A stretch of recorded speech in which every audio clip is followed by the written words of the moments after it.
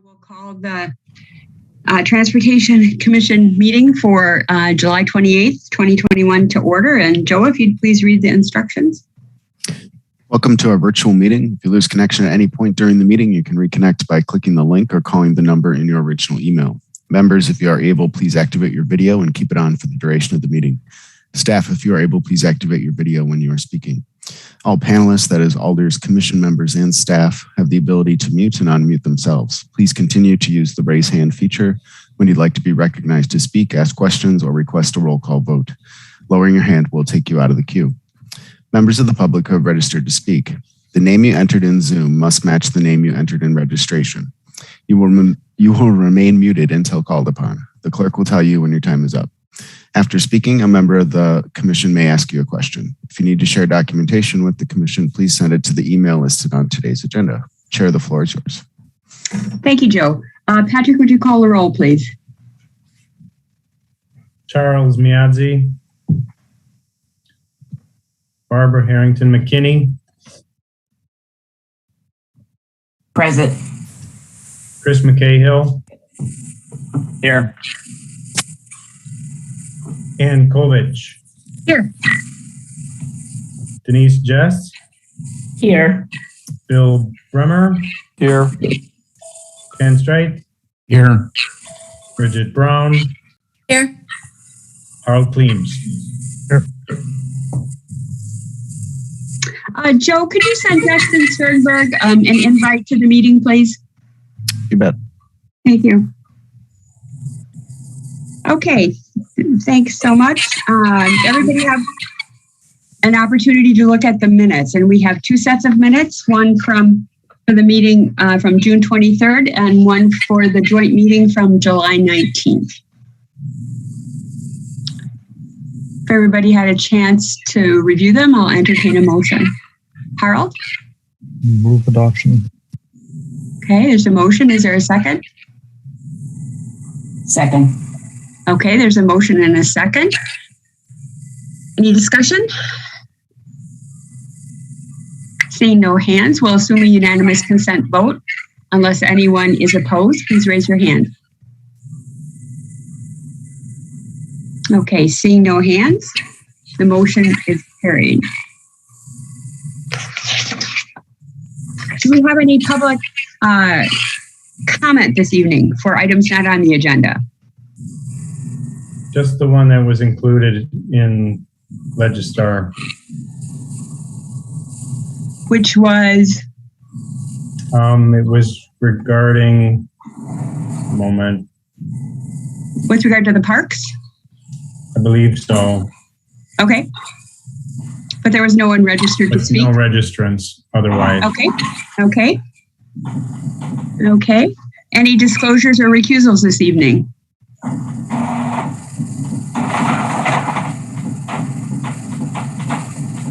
Okay, seeing no hands, we'll move on to item number 2, license renewal for Capital Pedicycle, doing business as Trolley Pub.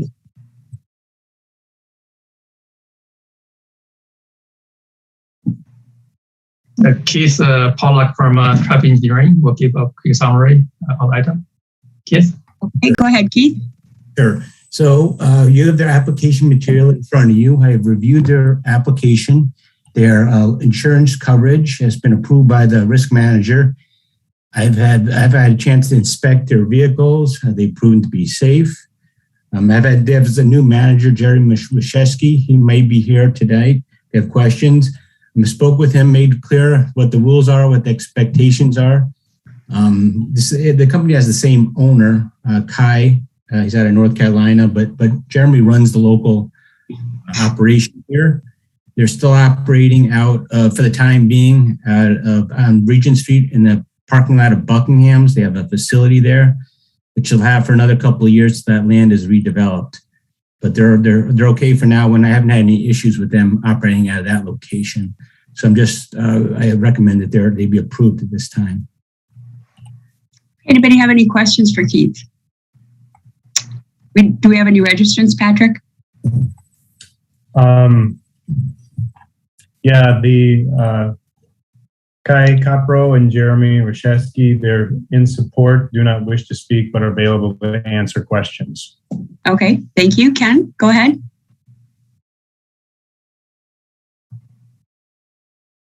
Move approval. Okay, there's a motion. Is there a second? Harold?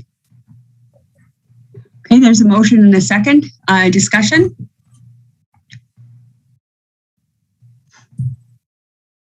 Yang, go ahead.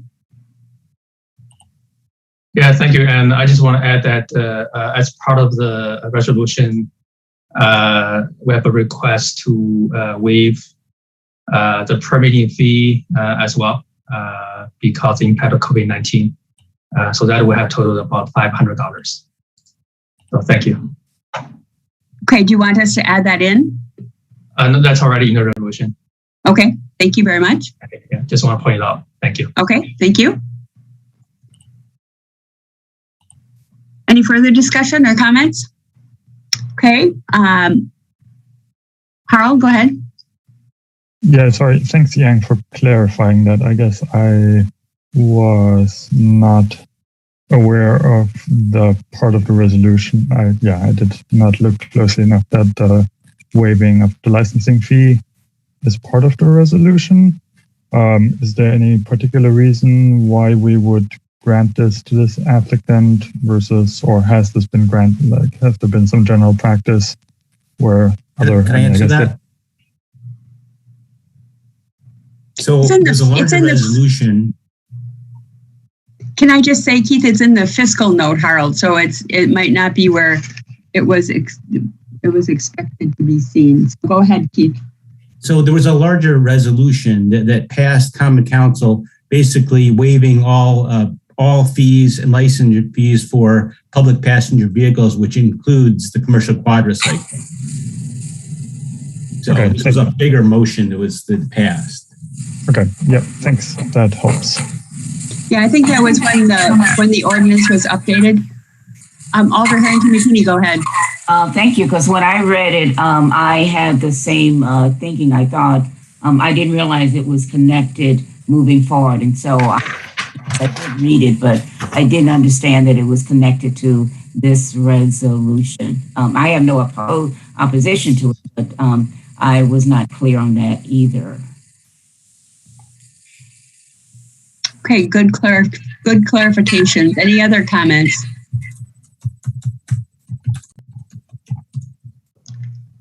Okay, we'll assume a unanimous consent vote unless anyone is opposed. If so, please raise your hand.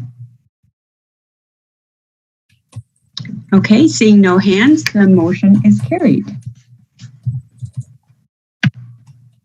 Item 3 is the Metro Transit Annual Financial Statement Audit Report. Unfortunately, there was a conflict with the people from Baker Tilly and they were not able to attend. So I would entertain a motion to defer this to the August 11th, 2021 meeting when Justin tells us they would be able to attend. Ken? So moved.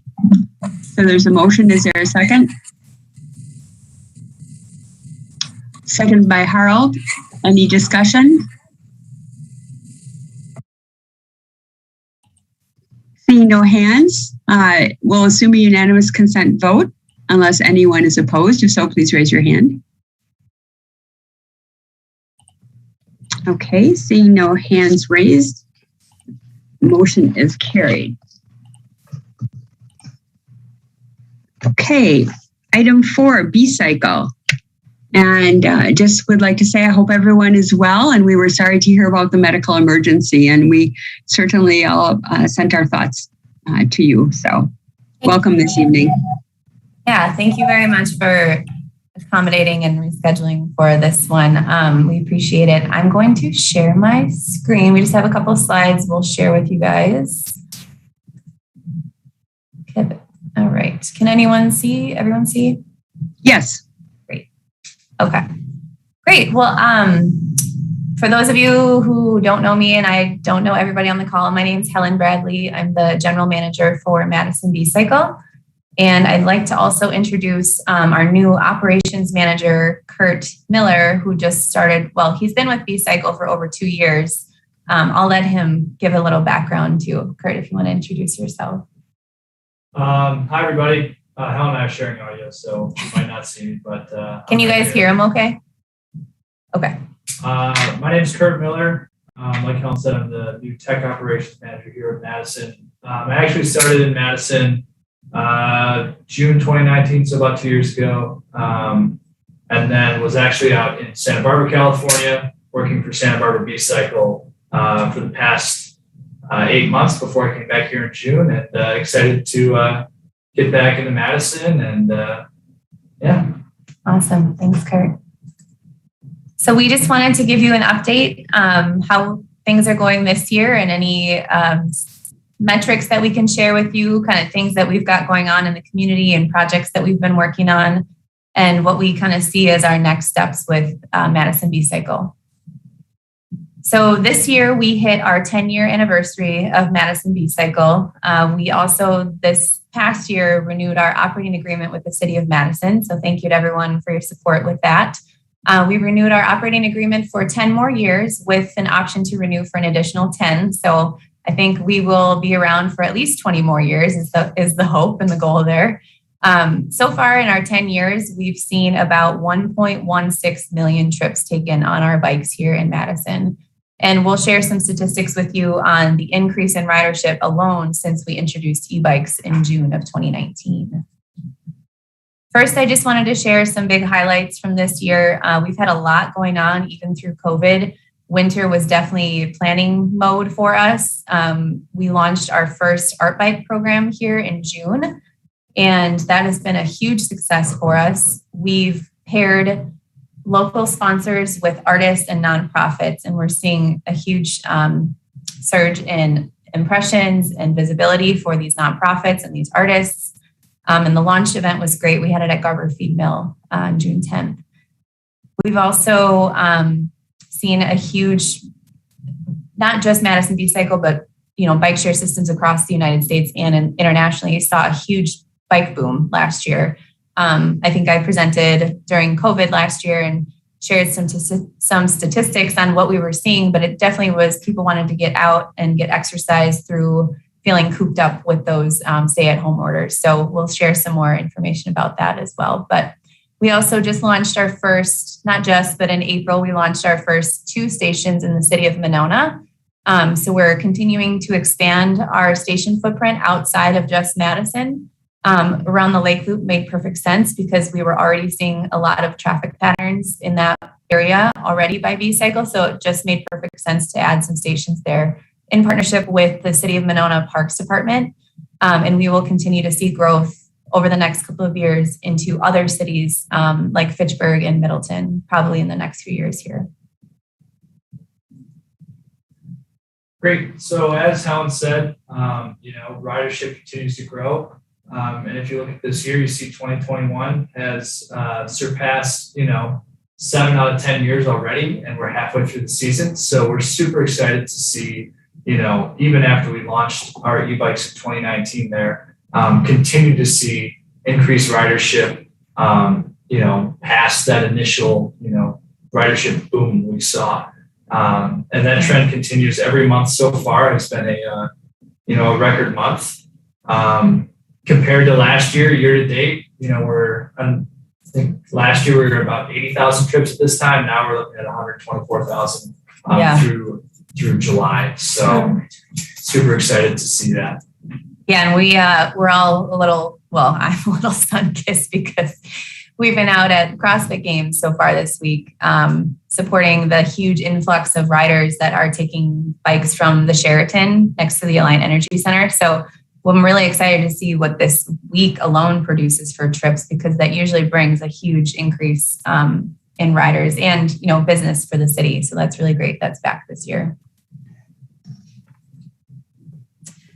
So as Helen kind of alluded to earlier with our 2 new Winona stations, these are 2 heat maps from our users and their rides for the past 2 years, 2019 and 2020. As you can see, a lot more around that Lake Loop and then through the Arboretum, which, really attests to, people using our bikes not only as a way to get around for commuting, But as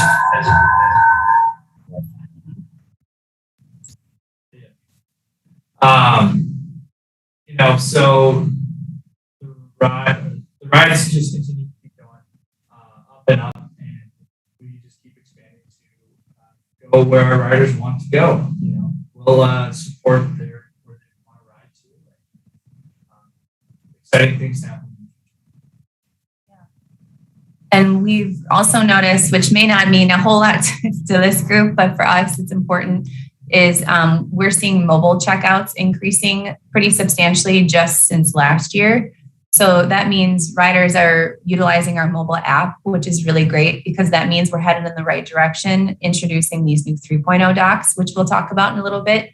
Technology is changing and we want to keep up with that and make sure that we're offering the most convenient option for people to check bikes out. And be able to stay on top of that too. So that's a pretty huge increase in just 1 year. And I think we'll continue to see that trend as well. Next up,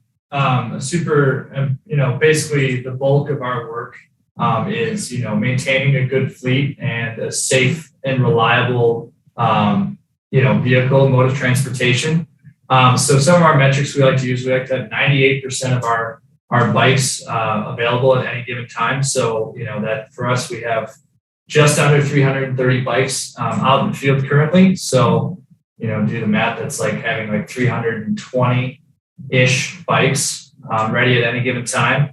And, as far as I said, maintaining a good system, people have to be able to use our stations. So that 97% mark for that red circle in the middle is super important. And we, work very hard to keep our systems and our stations up and running through most hours of the day. I think our folks get on at about 5:30 a.m. and usually last folks leave around 8 p.m. So not many hours of the day where our techs aren't out in the field, keeping things up and running and humming right along.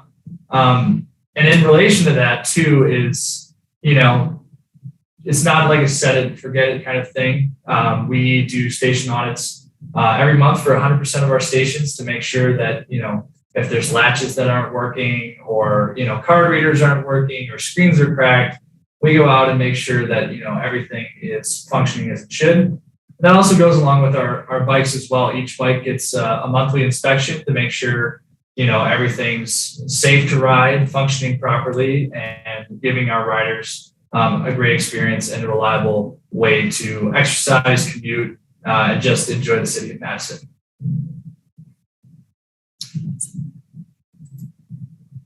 All right, so we are constantly having conversations about expansion and growth in and outside of Madison. So I just wanted to share some updates, stations you've probably already seen, but just wanted to make sure we put on your radar today. Last Labor Day weekend, we installed the station at the Capital City Trail at Garber Feed Mill, and we've seen great ridership there with everything going on, trying to bring business to help them kind of get up and going. They had some challenges with just their launch and then COVID. So I think, I'm not saying the station has brought a ton of business, but I think it's certainly helped become a great amenity for that area.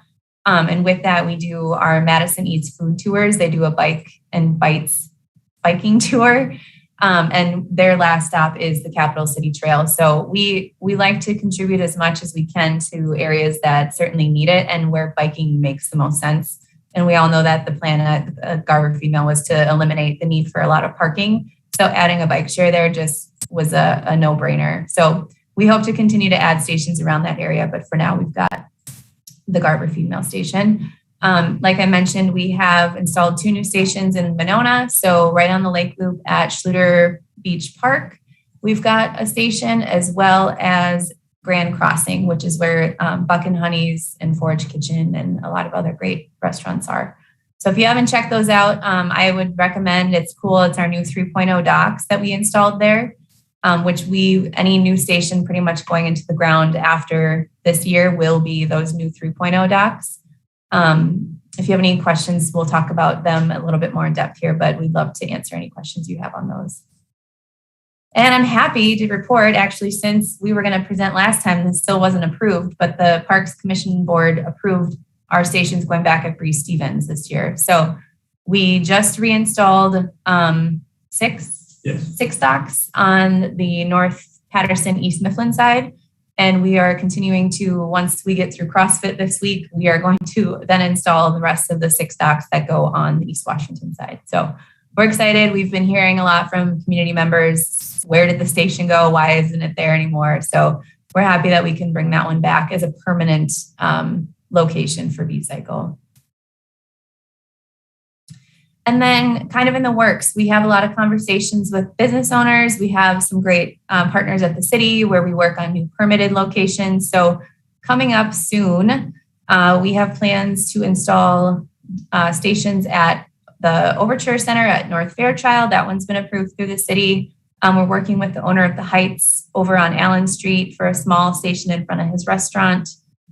Penny Library, we're working on with the Madison Public Library Foundation. That should be in hopefully within the next couple of weeks. And then a few on East Washington. And then we do have a confirmed new station at the University of Wisconsin Foundation and Alumni Association at 1848 University Avenue.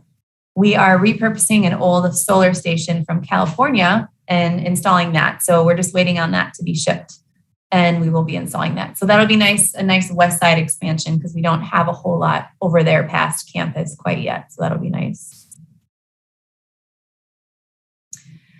And then what we're doing in the community. So I mentioned our art bike program, but I just wanted to reiterate, if you weren't able to attend the launch event, check out our website, madison.bcycle.com. We've got a great page that highlights all of the artists, all of the bikes that they created, and the nonprofits that they're supporting. So in total with the program, we built 28 brand new bikes for this. We worked with 20 different local artists. We also have 4 kiosk wraps, which the city was nice enough to approve for us. You'll see those kind of scattered around town, but some really cool artwork on those. I think that's going to be a definite trend for the future. 13 sponsors in total and 16 nonprofits that we are supporting through this program. So one of the cool things that organically came out of this was sponsors who are already partnering with these nonprofits wanting to do more. And so each week on our social media channels, we highlight each bike, who the artist is, who the nonprofit is, and any activities or events they have coming up. And then we also have kind of opened it up to the sponsors and say, hey, if this is your chance to do more, would you be interested in doing like $1 per trip match? And every single company has already agreed and wants to do more than just that. So far we've raised $3,500 in additional donations that are going directly to these nonprofits, in addition to the donations that are going direct from our riders who can scan a QR code and donate there. So really cool outcome of that. Wasn't something we were expecting of them, but people just want to get involved, and that's really great. Another thing that's underway now is our youth internship program. So we partnered with Goodman Community Center's Teen Works program, and we've brought in 3 young gents to intern with us for the summer, and they are doing amazing. They're kind of just learning the ropes at B-Cycle, how to work on bikes, how to maintain our stations, everything that our techs do here, they're learning. So that program is also in coordination with Dream Bikes. So 2 hours a week they spend with Dream Bikes fixing just, acoustic bikes and fixing up the fleet that Goodman actually has on site so kids can ride their bikes. So really cool, getting a lot out of it. And I think that's definitely something we will see again next year as well as we continue to grow. But yeah, that's a picture of us all at Goodman Center. Oh, and I forgot to add a slide. But the last thing that I wanted to mention that we're also working on right now is a free community pass program through the Madison Public Library Foundation. So we're kind of in the works right now, should be launched in August. But what we're doing is distributing 2 passes to every Madison Public Library to distribute for checkout. So anyone in the community can check out one of those passes and ride B-Cycle for free. We're also donating helmets as part of that program, and we'll be doing kind of a launch event with it. But it's it's something that we're seeing in other cities that B-Cycle is in, and it's been really successful. So we're going to try it out here as a free program and hope that it takes off. So more to come on that, but we'll see that hopefully here in the next month. And then finally, what's next? Awesome. So as Helen kind of said earlier, with our new stations out in Winona, there are brand new 3.0 docks, which, you know, operate the same way as our, you know, traditional 1.0 kiosks, you know, the big gray ones you see everywhere, you know, user app or RFID cards, stuff like that. But they're much simpler and way less invasive. So basically, none of these docks need an external power source. So, you know, no more, you know, when we put in the station, we don't have to worry, well, can we plug it into an AC charge or an AC outlet, or is there going to be enough sunlight? Each one is individually powered, operates completely independently from another, but, you know, works the same as any other station. You know, we've seen, when my time in Santa Barbara, they can go basically anywhere. You know, anywhere there's about 6 feet of space, you know, you can put in a dock and have a bike there, which bodes really well for the future of Madison B-Cycle and continuing to reach the community and service its needs as best we can. Paired up with that is our bike battery tracker technology that we rolled out. We tested last year and have rolled out 100% to our fleet this year. As you can see by the photo on the right there on our user app, it shows pretty real time what the actual battery charge is on our bikes. So, you know, for people who get a little range anxiety, they can be pretty certain that they can take the bike with full charge. So that's been super useful for us to use. So we can kind of see where dead e-bike batteries land, and we can be more proactive about swapping that battery and keeping those bikes fully charged and as a better experience for our users. So one more thing that's not pictured, because don't really have any pictures of it. The first prototype for in-dock charging for our bikes was kind of put together here last month. So playing around with that and what that could mean for, you know, the future of bike share and e-bikes in general. So super excited about that. Super early on, but I think it's going to be a super cool and super important step in, you know, bike share and e-bikes going into the future. Yeah. Contrary to popular belief, our bikes do not charge in the docks, which a lot of people think that they do. And eventually they will. We just haven't gotten there yet. So something in the works, very excited about that. That will certainly help with our operations, managing how many bikes we have to swap every day and how many we have to charge. So we're excited to hopefully see that next year, maybe 2023. We'll see when they get that ironed out. So awesome. Well, that's kind of everything we have for you guys. This is just kind of a summary of what our main objectives are. So increasing bike share as a transit option. We've talked about this quite a bit, but just kind of reiterating that bike share is a valid transit option. And I think we've proven that now that we've been in business for 10 years and are only continuing to grow and see more trips and turn a profit after some time, and also increasing our footprint into new cities throughout the United States. So pretty exciting time to be part of bike share with all the new technology we have, and the bigger our team gets, the more resources we have to be able to do things like the low income pass, the community program, the art bikes, things like that. So more exciting stuff in the works, I think, for 2022, but we'll leave it there. I don't know if we want to open it up for questions at all or not, but that's all we've got for you. Sure. Certainly we can open it up for questions or comments. Alderhead McKinney, go ahead. Thank you so very much. Helen, wonderful report, and I jotted down some things, 10 years and then possibility of expanding that contract with the city. And so everything sounds like a win-win. My question of the 330 bikes, is there any tracking of ridership in terms of diversity, non-dominant cultures, any tracking related to that? And my second question on the heels of that, and I'm going to put it out there for you to think about it, is that what programming as you're building and growing are you looking at or considering and putting more diverse individuals on bikes? And so that's a trend for the city, and I hear that. But the reality is that in many populations that I come in contact with, that's not a major source of recreation. So what's in the future plan for developing and tapping into that market? Yeah, no, great questions. To answer the first, so we don't collect that type of information up front. However, we do have an annual member survey that we distribute. It's optional, but that is where we do collect demographic information. So average household income, race, we can track like zip codes where our riders live, things like that. So we get that report once a year and we kind of compile the results. So we are able to see some of that demographic information from a small population of our members.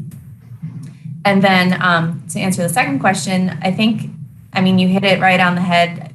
We're really trying to make sure that we make bike share available to everybody. And based on our traditional riders, especially here in Madison, it's white people, age group from 35 all the way up to 70. So it's pretty shocking, actually, the age groups that ride with us very regularly.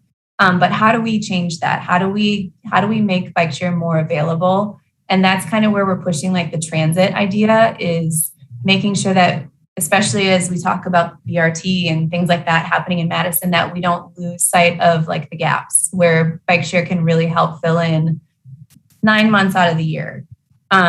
And also doing programs like the Community Pass program with the Madison Public Library, just starting small, with the limited resources that we have on this team, but also partnering with people that have ideas like yourself. So we're always open to hearing ideas that you have. We're always donating free trips to ride to groups who are doing group rides or advocacy things. So keep us in mind if you do have ideas. I'm more than happy to hear those. Hey, did you have a follow-up on that, Alderman McKinney, as long as you had the floor? Just a follow-up. I appreciate that you made that statement that it is in the forefront of your thinking. And I'm glad to hear that, because as you are expanding and as we are looking at all modes of transportation, and we have the responsibility of providing that all those modes of transportation and make that available to all sectors. I'm glad that you're thinking of that, and absolutely please keep it on the front, because you do want to have that availability for all sectors. And I thank you for saying that. Absolutely. Yeah. Thanks for your questions. Bridget, go ahead. You're next. Yeah, I just, I've observed, as I have a tendency to kind of hang out by the B-cycle stations sometimes, that occasionally when there aren't a lot of bikes left, people kind of come up and then, shake the bike, I think, to check the battery that's available. And then they sort of like move on to another bike. And I'm just wondering, it sounds like that's something that you guys track to make sure that there are bikes available in stations that are charged. But maybe it's just something that it can be tough, I'm assuming, to keep up with a large number of stations and an expanding number of stations. So do you guys have an idea? You did say that you're moving towards stations that can recharge bikes. So then, but you're also expanding the number of stations. So, without putting a whole lot more resources into more staff and more trucks to be able to, stock the stations, do you think you'll be able to keep up until the time that you do have those charging stations? That is a great question.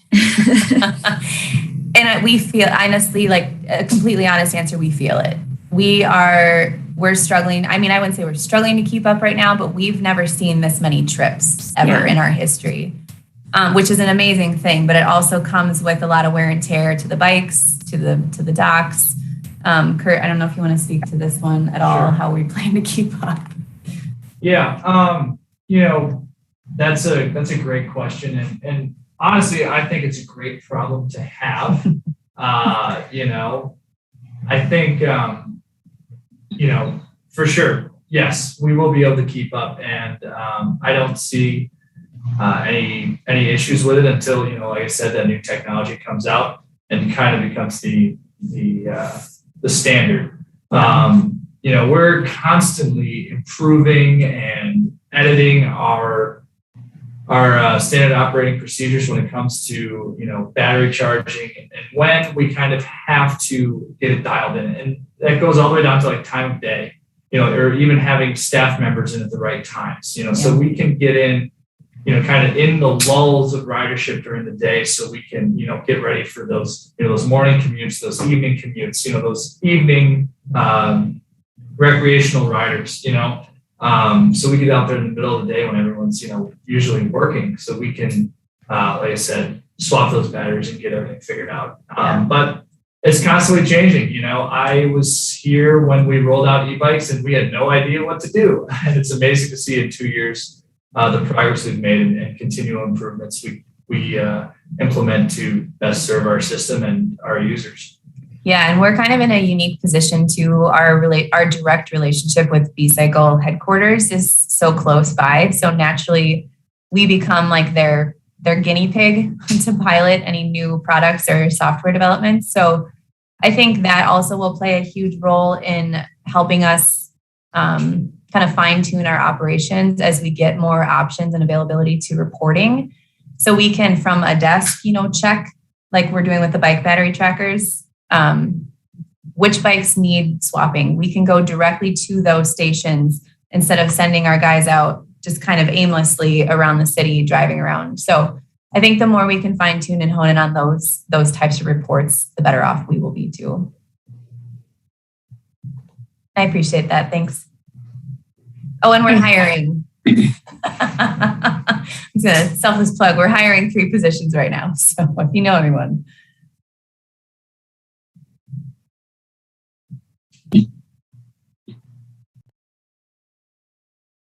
Harold, go ahead. Thank you. Yeah, thanks for the report. You mentioned this idea of bike share as transit, or maybe bike share and transit as well. And so I want to follow up on that because I think I see, like you mentioned BRT, which clearly is one big thing that's going on along the East Washington corridor, and eventually, hopefully, BRT on Park Street as well. So that might also address the point that Alder McKinney made of going to where we know people of color live in Madison, because I think that's really the key. You have to have stations where people live, otherwise they're not going to use it. But so yeah, BRT I think is the one transit piece. The other 2 pieces I was thinking of, Metro is currently gathering input on their new fare system, where it looks like it might be some sort of smart card, mobile app kind of thing, at least as part of it. And so really thinking about having a mobility system where you can ride the bus, but you can also use the same app or the same card to unlock your bike share bike and maybe also use it for who knows what else. So I think that's really, and you might already have those conversations, and if not, I would really encourage you to do that. And then the other thing that's going on with Metro is the Metro Transit Network Redesign study, where one of the options is maybe we will improve the frequency of service, which may mean some routes are no longer served, which means people might have more of an incentive of if I can take the bike share station to do that first 0.7 miles to get to a frequent bus line, that might be good. But thinking about where we would site those stations, what's possible, I think that would be also really valuable if you could work with Metro on that. Thanks. Yeah, thanks, Harold. I think we don't have it here yet. I'm trying to remember the city that's piloting it. I want to say it's Philadelphia, but they did incorporate their bike share program into the transit. Las Vegas, that's right. They're incorporating into the transit app. So they are kind of piloting that, how that integration happens. But I think it's definitely going to happen in Madison, and I think it's a must to make it easier for people to understand what their options are. If they want to take the bus, if they want to carpool, if they want to take a B-cycle, whatever it is. Having a one-stop shop platform where they can see all those options, I think would be great. And then as far as the placement of filling in those gaps, 3.0 has opened up a whole new world for us to be able to do that in a more affordable way and just a better planning spatially way. I think the key is going to be for us, traditionally in the last 10 years, TREC has really funded this program and kind of foot the bill for a lot of things that we've been able to do, but that is not necessarily a sustainable way to run a business either. So we've certainly shifted our mode of, we're moving into more of that sponsorship mode now, where we're kind of doing the public-private partnership, if you will. So I think it'll be important to work with local developers, business owners, nonprofits, et cetera, to work together on filling in these gaps, but also coming up with some sort of funding to help us support that, because right now bike share is not eligible for any type of federal transit funding. We really have to look to third parties to be able to fund our expansion, and that's kind of where we're at right now. So I think it's easier said than done a lot of times, but if we can get creative about how we can fund the expansion, I'm all ears if anybody has ideas. But we have to change it to be able to sustain our business for the next 20 years. Hey, anybody else have any other comments? Great information, and we'll look forward to hearing from you again next time. Yeah, thank you so much, everyone. Have a great night. Thanks, you too. Okay, I've frozen up a couple of times, so when I do that, I try to turn off my video and see if I come back again. So I don't know if anybody else has noticed me freezing up at all. Hopefully that was just momentarily. So next on the agenda is how to incorporate racial equity and social justice into our TC work plan.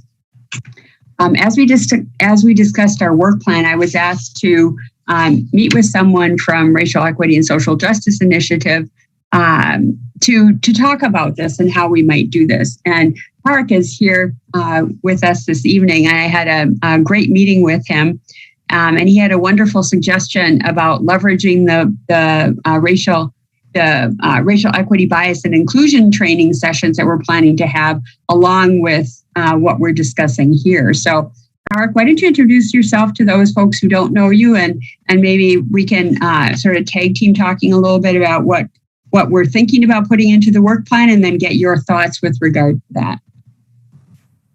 Yeah. Hi, everybody. Tarek Sakaf, you see him pronouns, and I work in the Department of Civil Rights. I coordinate neighborhood resource teams for the city, which are some work that we do connecting with folks in neighborhoods, really tuning into needs, issues, and priorities of people, primarily people living with lower incomes who tend to be renting, most often people of color, and then also coordinate the city's Racial Equity and Social Justice Initiative. Happy to be here with you all this evening. So as Tarek and I talked about how we could do this, he made a lot of great points. One of which was that we should consider going through the racial equity, bias, and inclusion training first, and then get together and talk about how we can incorporate this, what we learned both in the training session and from looking at the Racial Equity and Social Justice Initiative tools, which we should do before we go through the training session, and then come back together. And, Tarek, you suggested that we think about what kinds of questions we can ask ourselves each and every time we're looking at an issue, so that we've all talked about this being top of mind. And the best way to do that is to just think about it in relationship to everything that we're considering. And then put it on our work plan either once a year, and I'm thinking maybe twice a year, where we include a work item on our agenda to review our commitment to include racial equity and social justice, and hear from members and hear from staff as to how staff is doing in that regard and how we feel we're doing in that regard and what we might be able to do differently. And Tarek, I would appreciate if you would perhaps join us when we have, certainly with the initial conversation, and then 6 months down the road when we have a follow-up conversation, so that we can have it be a continuing type effort. And what we want to do is say, is this, how does this meet with what everybody's thinking? And, is twice a year often enough? And, what other ideas might you have? And Tarek, go ahead and add any of your thoughts, because you had a lot of great ideas about how we can make this top of mind each and every Transportation Commission meeting. Yeah, thank you, Ann. I appreciate you reaching out, and Alder McKinney for bringing it up to begin with. And I also want to applaud the work that staff has done to get this racial equity, bias, inclusion training up and going. I mean, that's not something that a lot of groups are doing. And I think the big thing is, this is really all up to all of you. It's going to be a question about how much you choose to engage with this in a meaningful way. So some time ago, every agenda added some boilerplate to the top. Do you all know what I'm talking about? Mm-hmm. There's a series of questions. Mm-hmm. And so I don't know. I know that they didn't come out with like a lot of training or anything, or maybe even much contextualization, but those are basically questions that get to, who's benefiting, who's burdened, how do we mitigate unintended consequences, and so on. And so all of those we're kind of put there with this loose suggestion of these are things that we should be really incorporating into all of the conversations that we're having. But that doesn't happen unless that happens. And that means all the committee members, the commission members, the council members need to be doing that actively and really taking it upon themselves. Has anyone heard of the money conference here? So I don't know if they still do it. They used to do it. Asset Builders of America used to put on this thing in Madison called the Money Conference, and pulled in a lot of people out at the Alliant Energy Center, and that had keynote speakers. And I usually took a whole bunch of kids to them when I was running youth programs at Commonwealth. And there was one year where there was this keynote speaker, and he talked about how people with money, they talked about money a lot. That was one of the big 7 habits of people with money, that they talked about money. And to me, it was such a clear and emphatic direction about you're not going to dig into the stuff if you don't really dig into the stuff. And so if you want to be engaged in racial equity, if you want to be engaged in social justice and really be putting that into effect in the work plan and into the conversations, it really has to be each and every one of you asking the questions that just came up in the conversation with B-Cycle. I mean, there's a whole world to go down in that very topic about, well, who is B-Cycle for? How is it set up? How are those rides facilitated? What's subsidized? What's not subsidized? When is it subsidized? When the business gets going? What about when it's trying to get out there? But that really comes down to the questions that Alder Harrington McKinney asked and Harold asked, and kind of taking it on yourselves. So I think that if before the training that you all are going to have came up, if you were to each, and we'll send out the link, but to really go through the racial equity analysis tool that we have, the comprehensive tool, if you kind of just march through that and got familiar with it, got your hands on it, got familiar with what the questions are, kind of basically the tone of what it is. And remember, all that racial equity analysis it's a template for a conversation to get us all critically thinking about race. Recognizing that if we don't have that template, most of us aren't going to do it because we don't carry it as our own problem, as our own issue. I shouldn't frame it as a problem, but as our own issue that we really got to dig into. So it's got to become personal. And so if we start by really engaging, getting familiar with those questions, and then you kind of prime the pump to go into this training, And as you're going through that training, every time, be asking yourselves the question, how do I apply this to my work on the Transportation Commission? And frankly, every other body that I'm in. How do I bring these things that whatever the facilitators bring up, how do I bring that to life in my work on the commission? And maybe write down as you go along, like some aha moments you have around that, some questions you have around that, or like, oh, I bet you I could ask this question. Write your notes, but write the notes with an eye towards how you create better policy.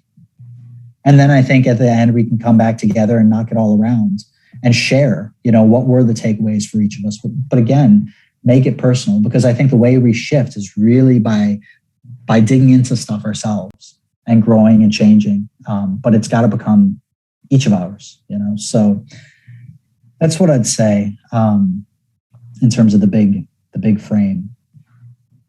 And I think the advantage of what Tarek's talking about is, one of the conversations we had about the racial equity, bias, and inclusion training sessions was, how do we apply it to transportation? How do we apply it to the Transportation Commission? So what he's challenging us to do is to think about that as we go through the training, and then to come back and have a conversation about exactly that after we've been through the training. And use that, Alder Harrington McKinney, to address your concerns as to how do we bring this into our work plan. So have it be sort of a multi-step process where we review the comprehensive racial equity social justice initiative tool. We go through the training session with this assignment to watch for those personal takeaways. How do we apply this to our work on the TC? And then after we've gone through these sessions, come back and actually have a conversation about that. And so we can have a general item on our work plan that this is what we intend to do. And then we intend to, so we're going to have this session after we go through the training, and then we'll revisit it again in 6 months. And then we have our work plan on our agenda quarterly to update it. So as we come up with other ideas, if there are other ways we want to do this, as we grow in this, as we keep it, this will keep it, keep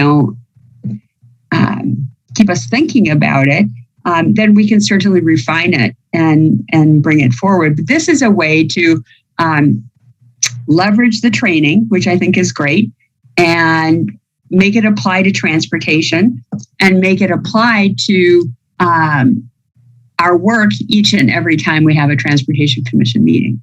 So, any further thoughts, Tarek, before we ask for feedback and questions?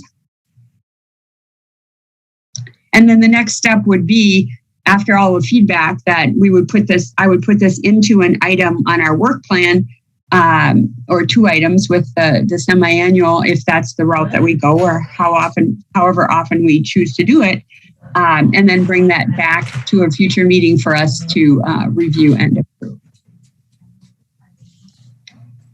Ken, go ahead. Just one other thing I'd add real quick.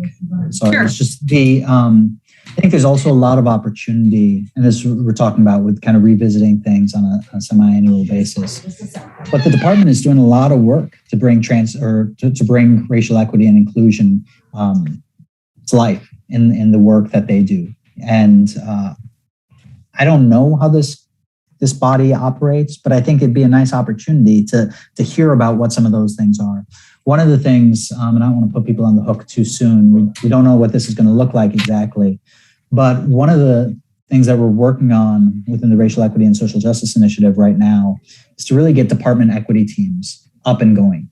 And so that's one element that's kind of existed in a little bit of a limbo space. Departments have been going ahead and putting staff on it and digging into doing racial equity analysis on policies and programs and applying the equitable hiring tool to hirings that they've been doing.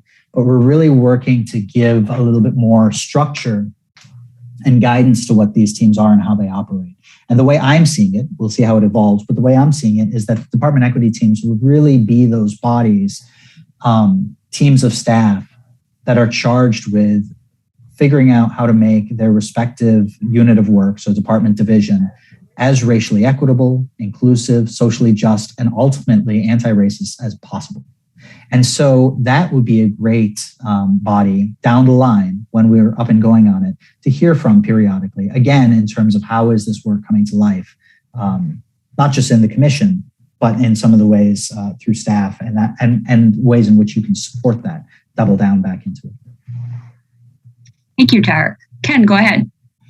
I'm thinking that the one thing, I'll say the singular thing that is going to have a long-term impact on our work is the study and the possibilities of new routes and the issue of coverage and things like that. And as a city, our commission doesn't necessarily identify where people of color and or low-income people are living, but in fact, they basically live on the rim of a spoked wheel as opposed to conveniently in the current main corridors that we use. And so I think we need to be especially thoughtful every time that we have that on our agenda item, talking about not just sort of in a passive way, how do we meet needs of diversity, but also really talking about the issues of what are the current barriers for why people aren't using that.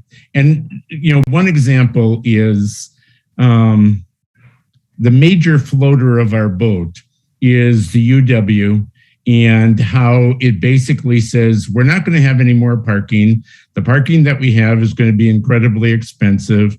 If you want to be involved with the university, you're going to need bus passes. And those are a big revenue source for us. That does not necessarily have a big, people of color are not big members of the university community. I mean, I don't know how else to say it, but just fairly bluntly, they're neither students nor faculty. The people who are people of color frequently are working sort of odd shifts, doing cleaning staff kind of things like that. Anyway, we really have to be incredibly active as far as saying what are the strategies we're going to have public transportation be a big new benefit for people, recognizing that we're not going to move where they live, and we're not radically going to change where they work. That's all that I have to say, but not so much that we don't have a lot of other important items on our agendas, 24 meetings a year, but those are the critical. They'll have decades of effect, and we really need to know that we're making smart decisions on that. That's all. Okay, thanks, Ken. City. Sorry, Ann, can I jump in real quick? Sure, go ahead. I've worked for the city it'll be 9 years in December. And that project that you referenced is the one that I am probably the most excited about, and also the most apprehensive about, because it could be the biggest game changer in terms of actually making life just a little bit more livable, a little bit more able to be navigated, a little bit more manageable for a lot of people that need it the most. And that's what equity really is about, is going where the need is. So a lot of times when we talk about data and so on, it's like, well, the highest number of ridership, right? And that's not, data is, the way we use it can show up differently. And when we're doing equity, it's a different story. And I really appreciate how you talked about at the end, we're not going to be moving where people live or moving where they have their jobs. And that's sometimes where I think we get it wrong. We look at the barriers, we look at the challenges, and then we think about, we need to fix the people. And that's not it. We need to fix the systems. And we're literally talking about a transportation system right here. So I think figuring out how we do it and where we put things so it's going to work for everybody, recognizing the people that historically it hasn't, that's what we're talking about. And so, Tarek, I'm glad you're excited about this as well, and recognize the tension. But unlike other things where we possibly can rely 90% on current riders and say, do you like option A and option B? They're not current riders, and so I know that we have heavily invested in a subcontract with a group that is going to try to reach out to this population. But I think it is nuanced and complex as far as why don't you use that bus, or why don't you see that job as a possibility because you're thinking, I have to use a bus, but I can't figure out how to use a bus. So we really have to pour a lot of resources into trying to figure that out, because if they're not current riders, it's not just a simple one reason why they're not current riders. There's several reasons, and the bus routing is only going to be able to do so much. Yeah, and remember, not just the people that aren't current riders, but when I have conversations on the west side of town, people talk about when they ride the bus, how it takes them an hour to get somewhere on the bus, that it takes them about 5 minutes in a car. Yep. So it's not that people aren't riding.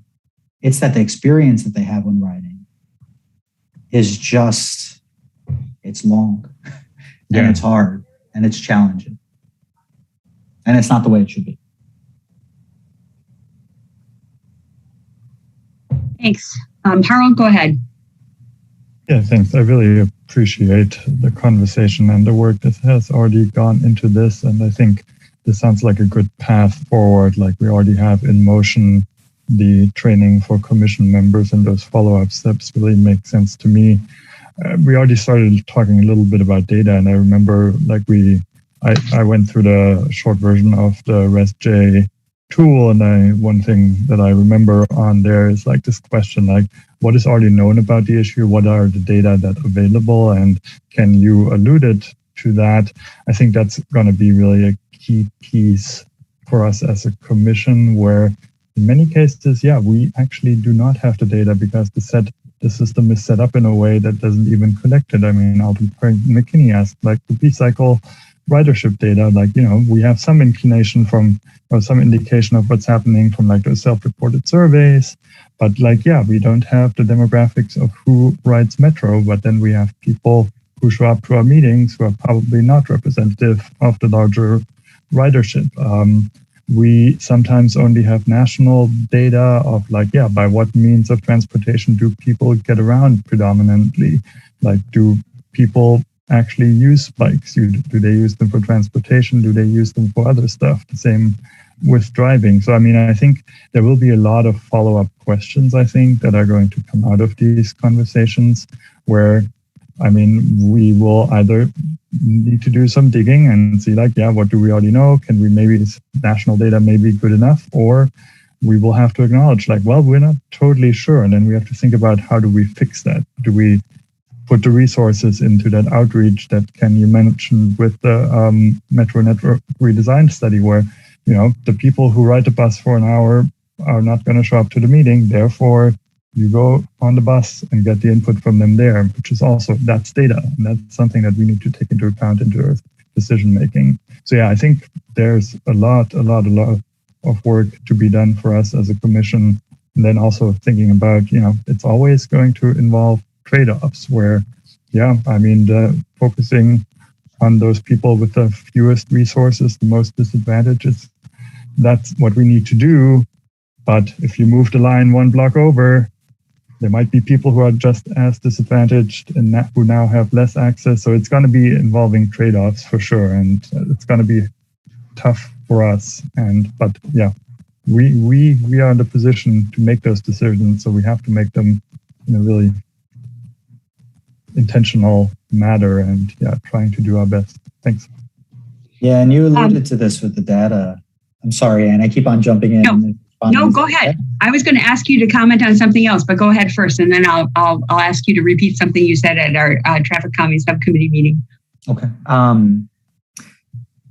So the the data, like we really and expansively, we need to really rethink how we think about data. You know, it's this kind of, I don't know, golden nugget out there that we have some notion of as being this, like, now the numbers will tell us what.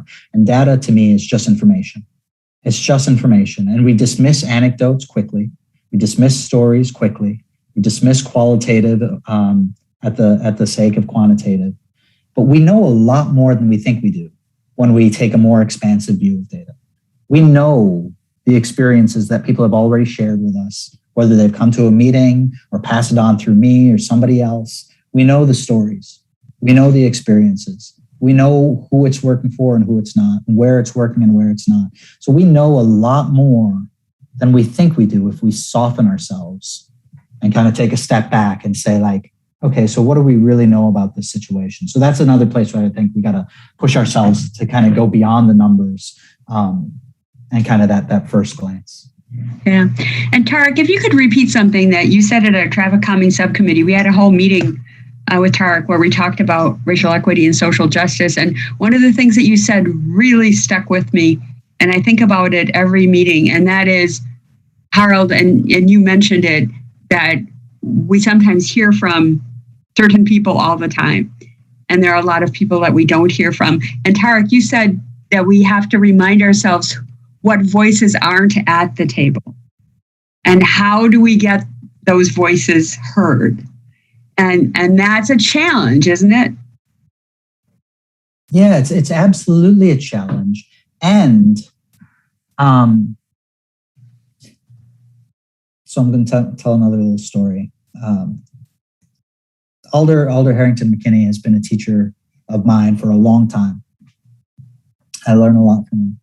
I have a great deal of respect for her. And I think the first time I encountered her was maybe folks familiar with the Racial Justice Summit that the YWCA puts on. So it's gotten really, really big. Didn't used to be quite as big, but I think in like maybe 2008, 2009, and she was a panelist with the police chief at the time, a school principal, and a school student aide, high school.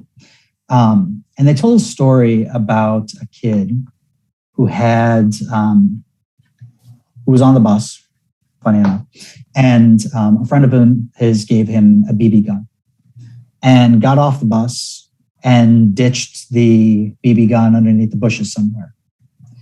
And the whole discussion ended up being about, in terms of what happens now, what happens next.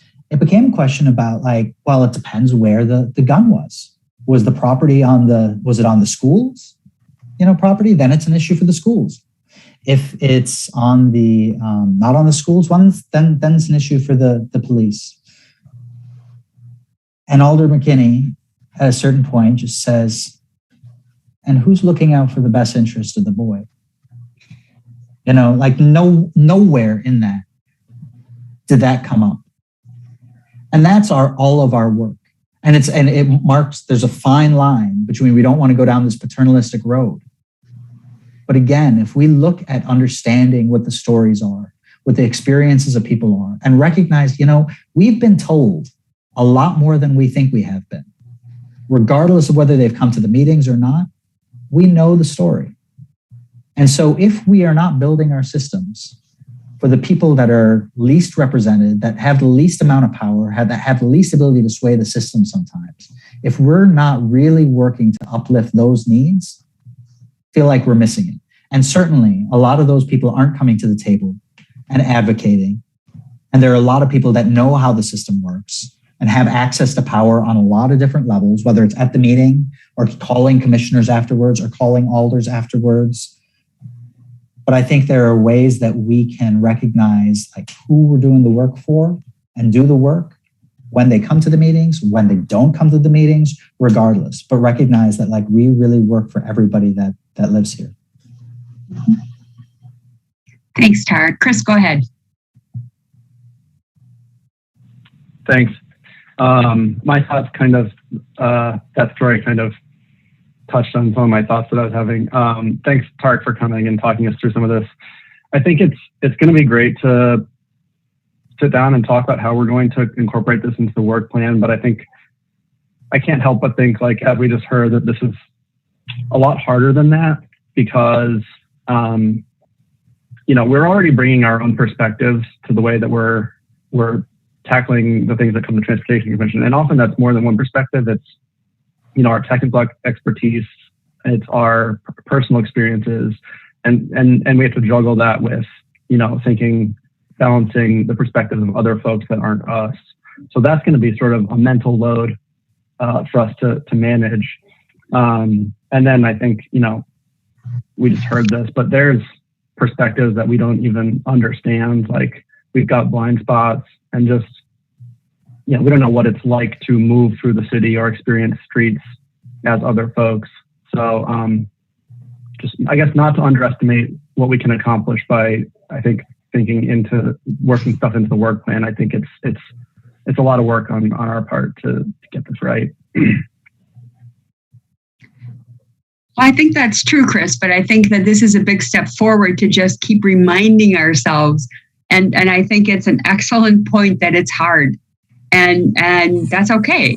It's going to take time and it's going to take work. But Alder Harrington McKinney, go ahead.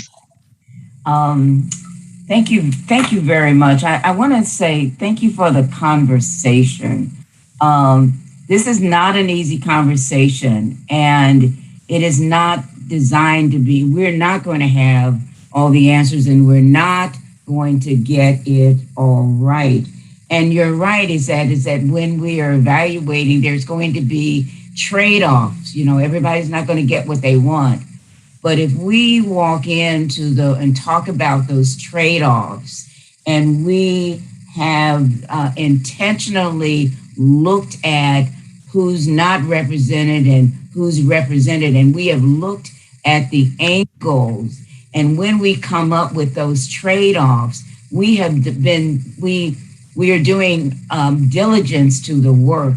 I am grateful for this conversation, because what we're beginning to do is to look at it broadly. And so, and I'm going to jump to items in the commission handbook where it says decisions should be made by commissioners using a balanced and inclusive system-wide perspective on transportation issues in the city.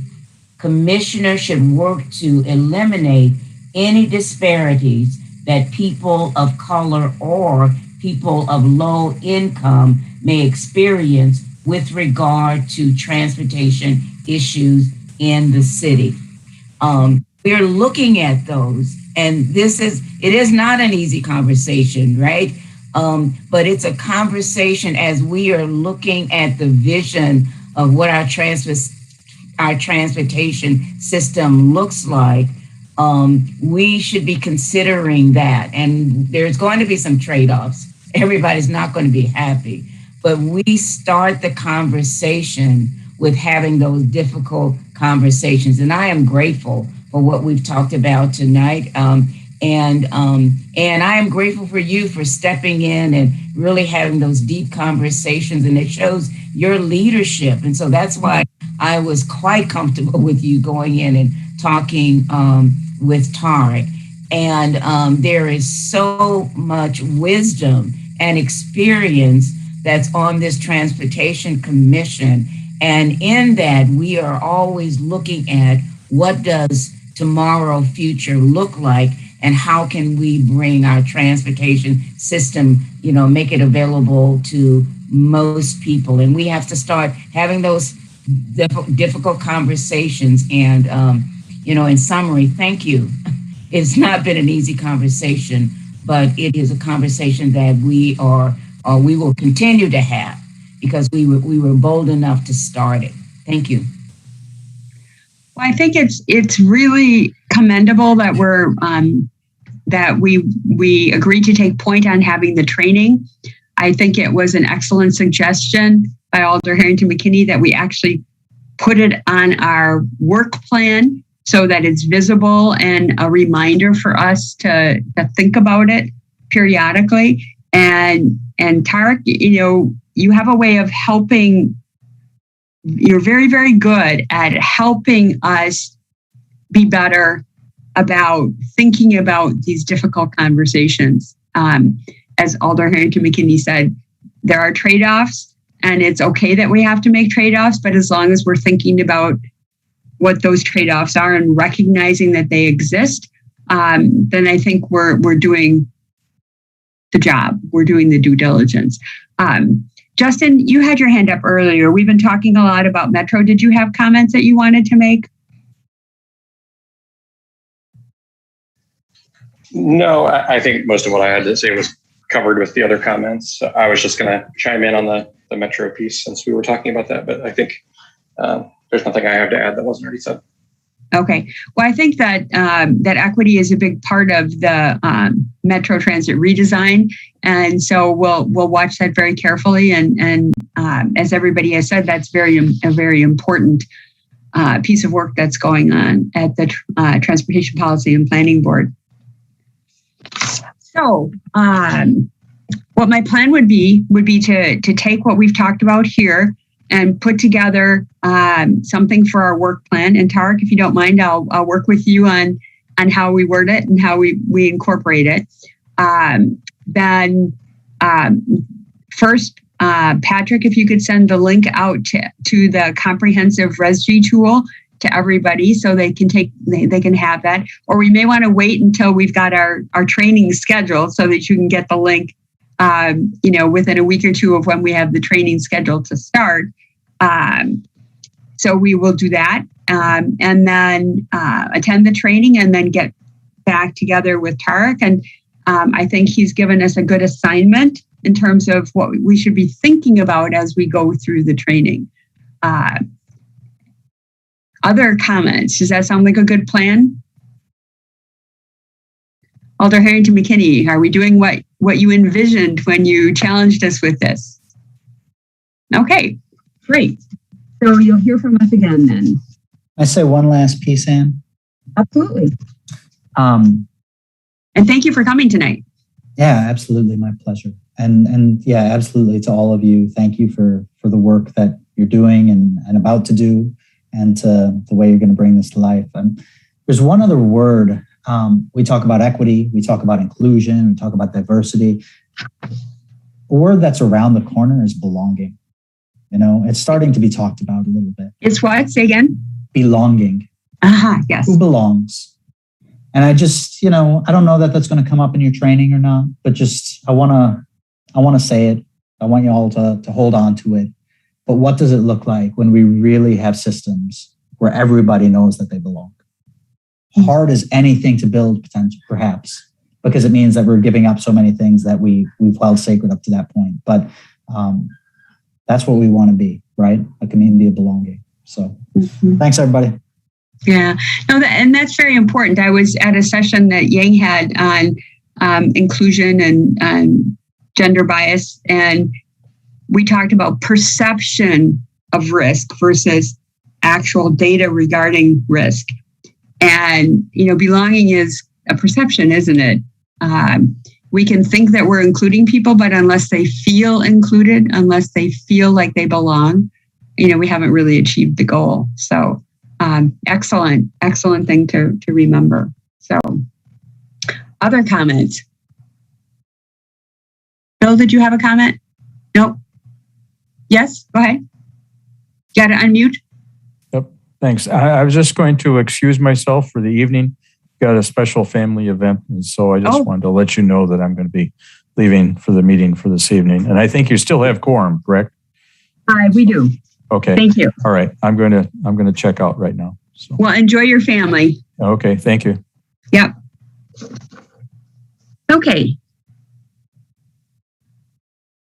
The reason I've been looking at my phone is I don't see John Strange as part of the meeting here. And I was hoping that he would attend for the next discussion. So if people wouldn't mind, I would like to ask Renee to do item 7 and 8, and then we can come back the 6th and see if John is able to join. And if he's not, I have the information from him, but it would just be nice if he's here, if you're able to ask him questions. And since it's almost the end of his tenure with the city and he's moving on to the law school, it was nice of him to agree to come this evening. So I can't even imagine what all he's trying to get done before he leaves. So are there any objections if we move things around a little bit? Okay. Renee, you want to go ahead? All right. So I guess I would put this in the category of another thing that can be very difficult to talk about, which is crossing guards. And so obviously this is a very awkward time. Last year we had very few very little period of time where school was in person. We're coming off a long period of virtual learning, but we did have a number of crossing guard locations from the previous school year, the part of it that happens that were lingering out there. And then we obviously were here earlier with the opening of the new Pope Farm Elementary to talk about crossing guard placement there. And that was just approved for the remainder of that school year. And then we were to do studies at the location where we had the guard and others. So it felt like just for the crossing guard staff that they kind of want to know, what is happening with these locations. The schools want to know kind of what is the future instead of just having them out there sort of partially studied and then waiting for next year. So I brought all of the ones that were outstanding here tonight for discussion. I had the link to the policy because you'll see the recommendations are based purely not on just how do you feel about a school or how do you feel about a crossing, but purely on the policy that we have in existence. And it does call for a new crossing to have 25 students to qualify when we do the study and to remove if it falls below 15. So our recommendations are based on that. And here is the hazard rating again, that is in the policy as established.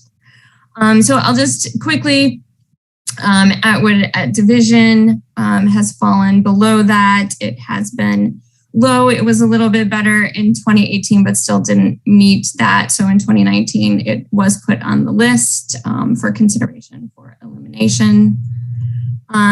LVM also has fallen below.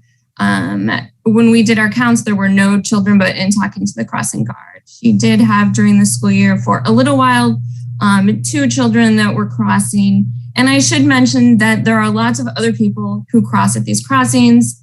There are middle school students, there are high school students, there are adults that cross, but the crossing guard policy and the crossing guards themselves are intended for elementary school children. So not to say that there are not other benefits out here, but just strictly speaking on our policy, this is how it has fallen out.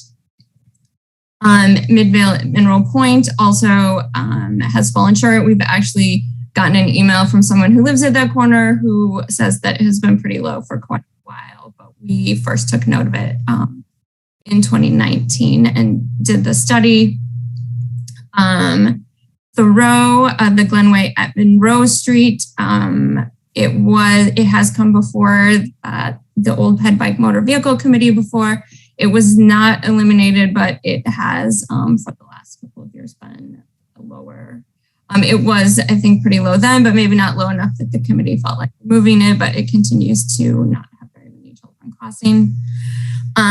Then when it comes to additions, obviously that has the 25 child threshold. And obviously, that is our policy.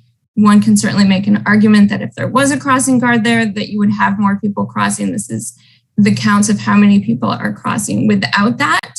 One thing with Van Nuys is that we have made a couple changes since the request was made to study it for crossing guard, including the adding of a rapid flash beacon at the crossing and restricting U-turns, because U-turning traffic during the school time was definitely a problem when we did the crossing guard study 2019, before the turns were restricted, there were 40 cars that made U-turns.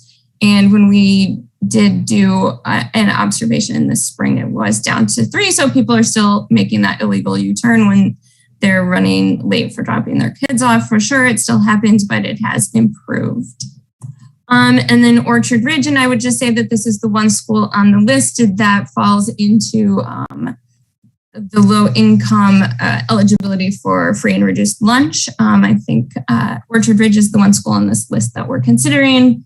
And it also has had an RFB added and did not meet the threshold of 25 children. And we did attach the full studies. You have questions about the exact numbers, but and then we get to Pope Farm Elementary. I would mention that this is a Middleton Cross Plains School District because that makes it a little bit different than our other crossings. All of the rest of them are Madison Metropolitan School District schools, but this school lies within the city of Madison, and the children attending who are at these crossings are City of Madison children. So we did, for where we have the temporary crossing guard, which is at Shadow Ridge. And what I've been told is Shave Road. Last time I was here called it Chewy Road, but apparently that's wrong. We had a temporary crossing guard there. The recommendation is there was between 36 and 64 children when we did our study. The points are 32 and 39. So I guess the qualification would be a little bit based on, is this, since there was a guard there during the study, did they meet the qualifications of a removal or of having one placed in the first place? But obviously the gaps are different when you have a crossing guard there. Obviously they're stopping the traffic and you're getting larger gaps. However, I would say that outside of the school time, like when I did the study at this particular location, there is not a lot of traffic outside of the school traffic yet. This is a brand new road.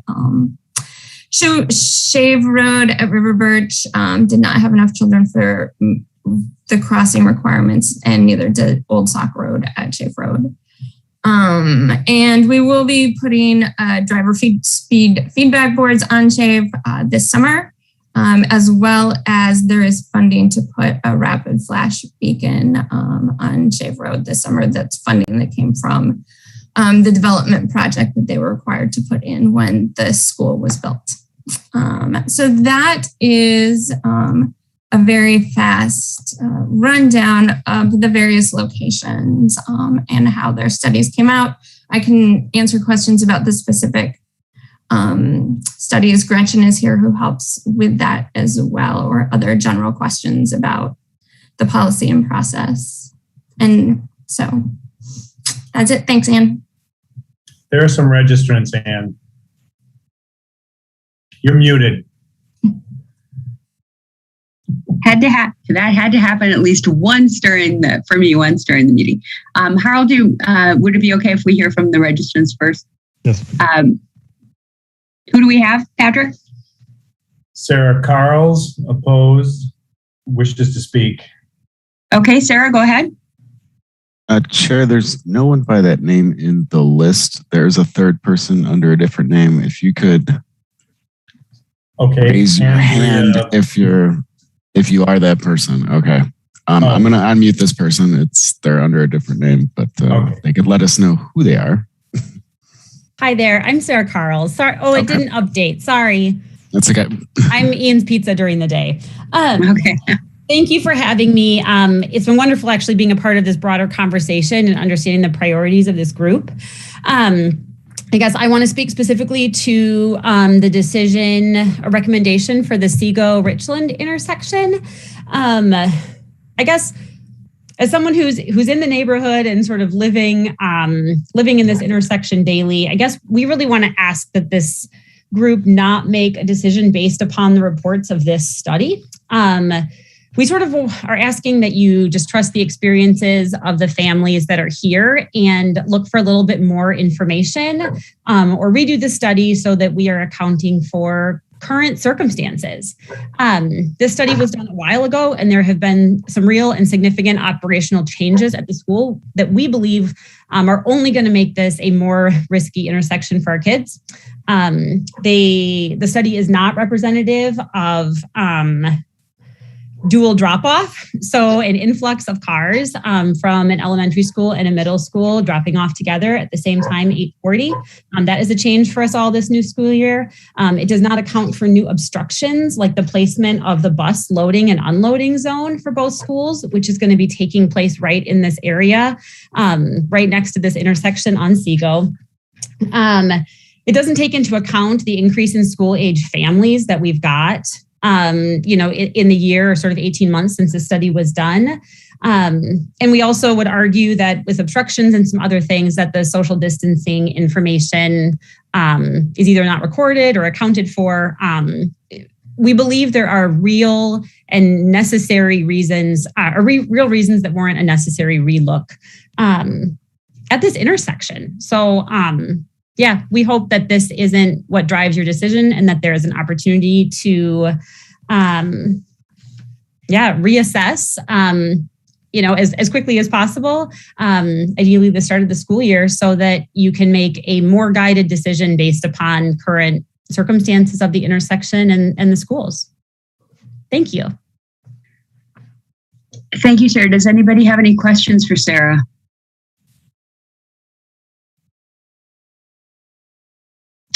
Okay, who else do we have, Patrick? Andrea Miller opposes, wishes to speak.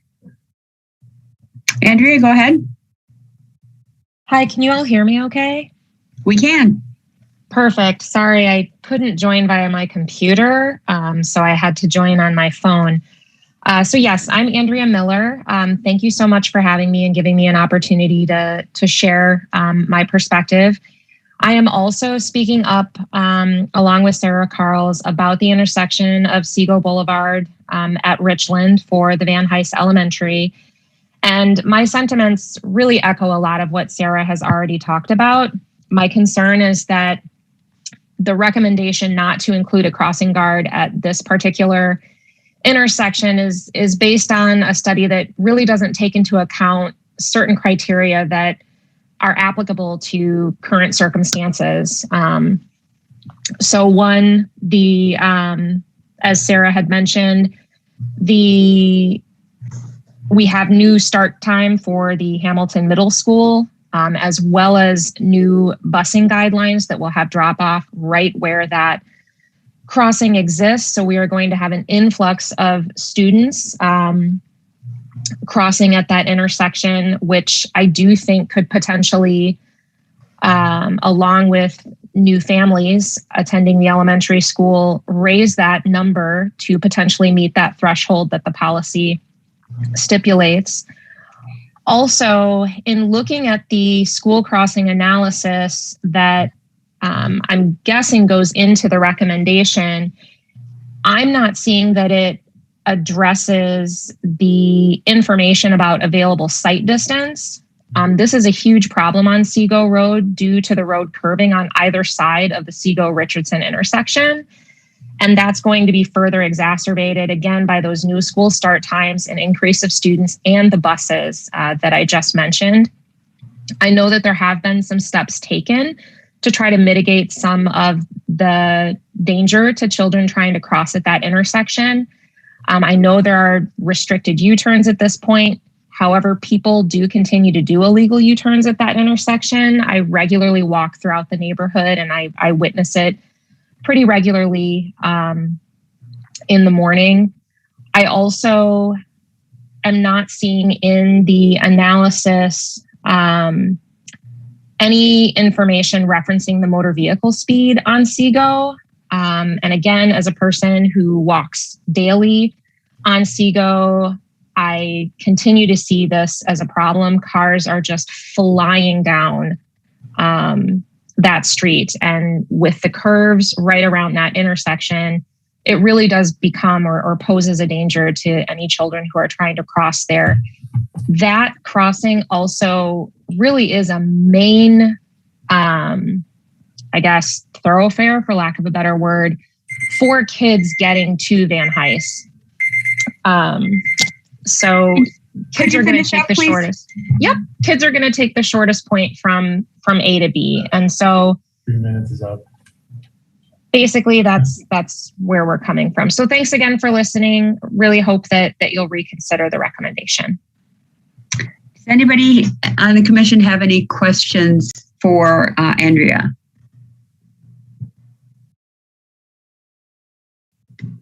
Okay. Do we have anyone else, Patrick? And Emily Cusick Putnam wishes to speak. Yeah, I had to promote Emily due to the device they are on. Okay, Emily, you are unmuted. Great, thank you. So my name is Emily Cusick Putnam. I'm a mom of a child who attends Van Hise Elementary School and co-president of the Van Hise PTO. However, I'm not speaking on behalf of the PTO tonight. We only became aware of the meeting and the recommendation 48 hours ago, and so we weren't able to meet to discuss anything officially. But I do ask that you reconsider your recommendation and approve a crossing guard at the corner of Sego and Richland, or conduct a new traffic pedestrian study. I think, Sarah and Andrea covered a lot of it. I'll just highlight some areas. I'd like to reinforce what they said and highlight a couple of other areas. It seems to me, reviewing the traffic and pedestrian study that occurred on December 19 and June 21, we fall short of the number of children crossing, but I'd like to point out that the dates of the study don't really provide a full picture and aren't representative. It's my understanding it's not really standard to conduct studies during the winter. And in June, we had less than 2/3 of the student body physically in school, and even less of our younger grades. And, and then when you consider additional developments in the Hill Farms State Office building along the further down northwards of the school on Sego, a lot of those employees and residents weren't traveling to work during the June date. So it does feel like, we're going to be changing, and it's probably not fully representative of the actual traffic along that zone. The rapid flash beacons have been great. So thank you. I think it has made a difference, but the changing situation of the traffic due to the expanded Hill Farm State Office building and the developments I referenced, the Hamptons at Sego and Regent and the upcoming Madison Yards, it's going to add substantial automobile traffic along Sego. And I'm trying to edit out of my comments. I understand the situation's complicated and it can't simply be solved by the posting of a crossing guard. For instance, Andrea mentioned the no U-turn posting non-compliance, but it does beg the question, how do we capture in a traffic pedestrian study the number of people who don't walk because they feel unsafe? Parents don't walk children in unsafe crossing conditions, regardless of the distance, and without the additional safety measure of a crossing guard. Families are just a block and a half are choosing to drive because it's just doesn't feel safe. They don't want to have a run-in at the beginning of the school day of almost being struck, which has happened a number of times. And I just recall the first goal in the city's pedestrian transportation plan to provide pedestrian infrastructure and development that encourages walking, and that through its location, design, and maintenance provides convenient, accessible, safe, and enjoyable pedestrian travel. And the presence of a crossing guard adds greatly to the feeling of safety and enjoyment of walking for children and their families. So I urge you to call this goal to mind as you prioritize funding for crossing guards. And thank you for your consideration, and I'm happy to answer any questions. Anybody on the commission have a question for Emily?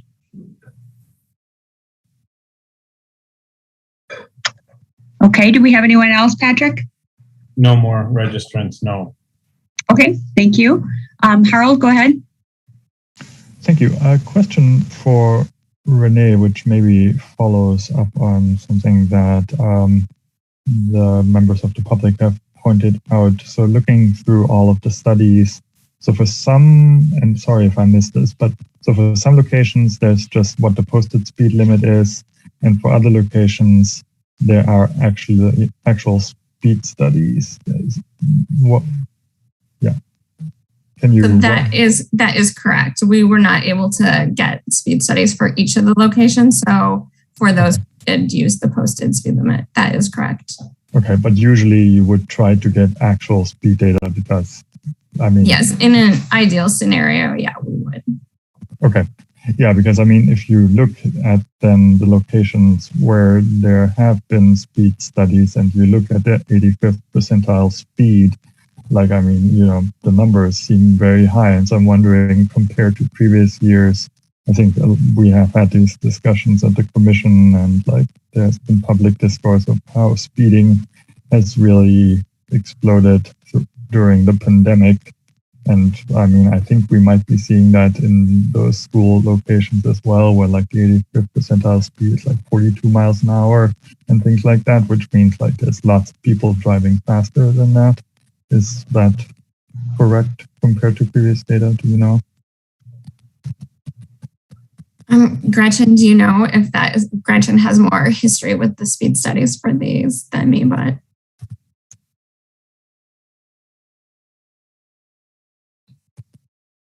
Hi.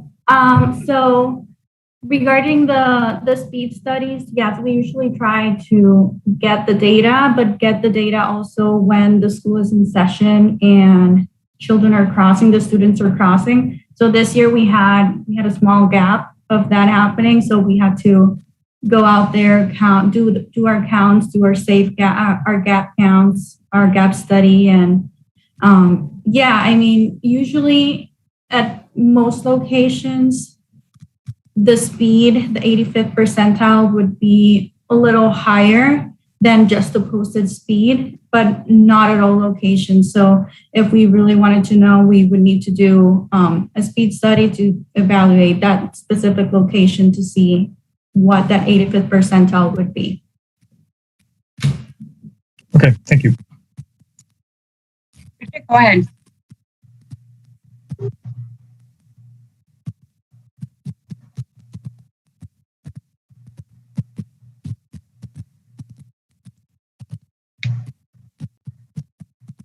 Anne, can you say that again? I'm not sure. I don't know that I heard.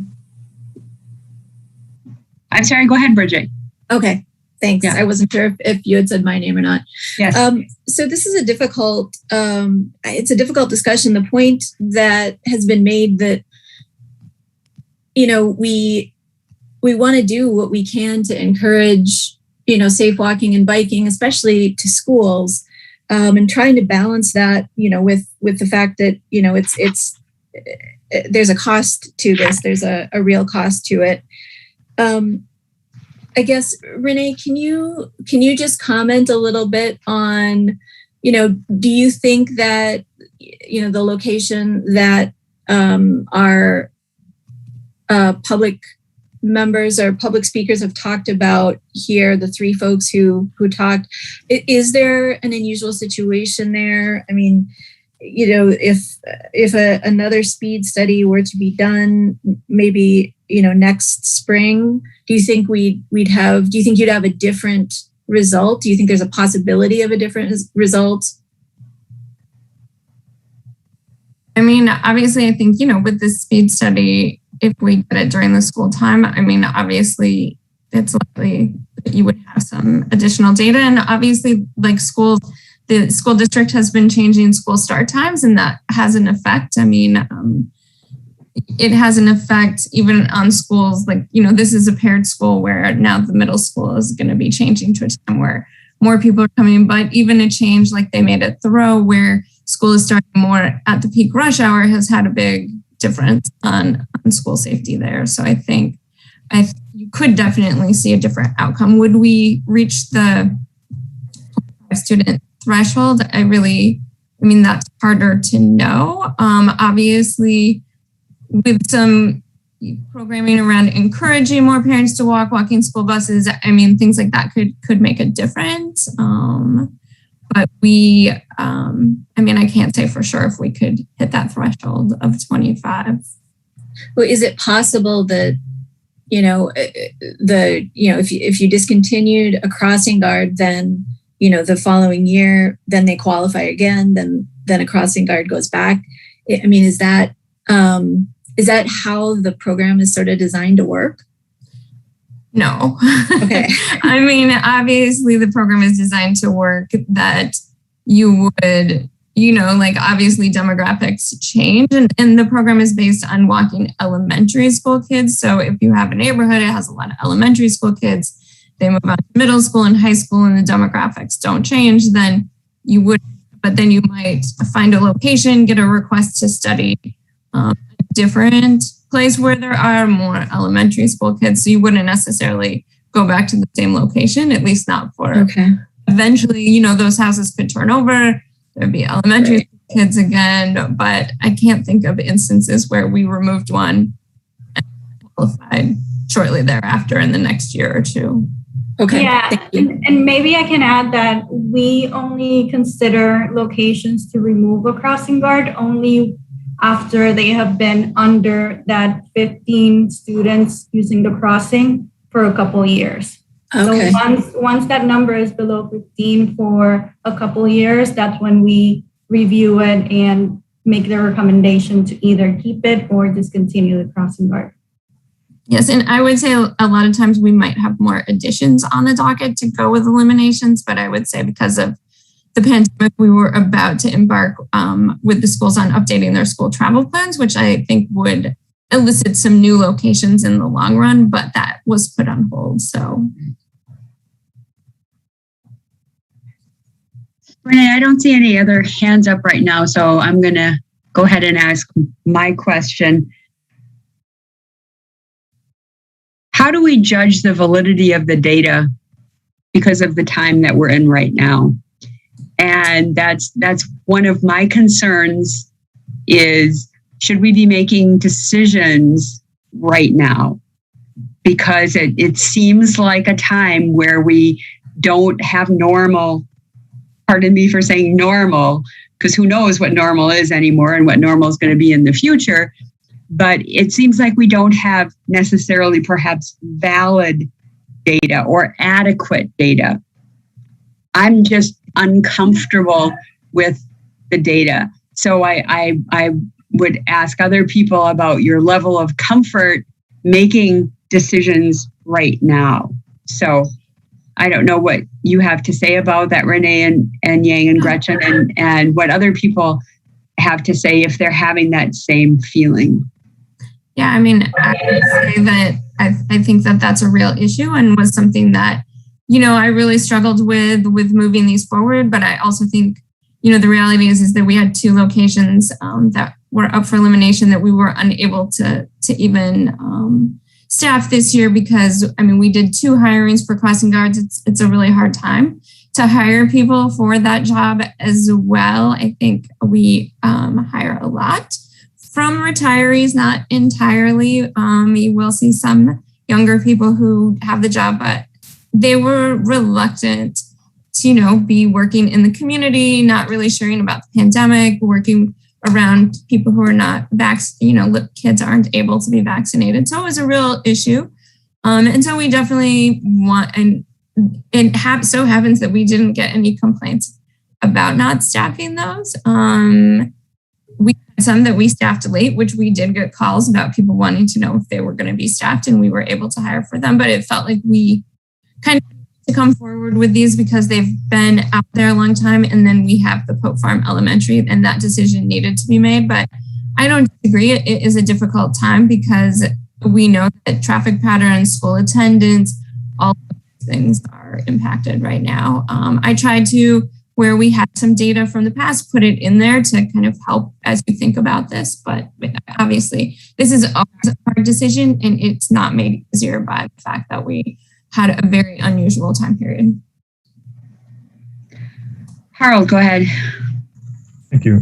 Maybe a follow-up question. Can you describe then, so you're saying, you had some locations that in theory would have had guards, but you just didn't have the staffing? Like, what's the process for then making decisions where you put guards? Because I think that ties into that question. Like, I share your concerns, and about it's a bad time. It's weird to make decisions based on the data that we have with all the questions that we have. So, one may be inclined to let's just keep all of them around, but then we are running up against these constraints of like, well, we don't have the resources to, in an ideal world, we put crossing guards everywhere maybe. But so yeah, can you maybe talk about the process of when you do not have enough staff? How do you prioritize them?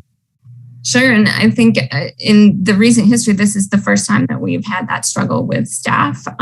We had a ton of people who opted to retire instead of come back to work because of the pandemic. And we also had a lot of people because they were out of work for so long that took other jobs and felt like they wanted to stay with those jobs because it was unclear at first if they came back as crossing guards, will the schools just reclose? So that added to our struggle, and just the struggle then of finding people who felt comfortable working around kids in a job that is not very many hours of the day. And so we ended up hoping that we would be able to fill all of our slots, and we got pretty close, but we were unable.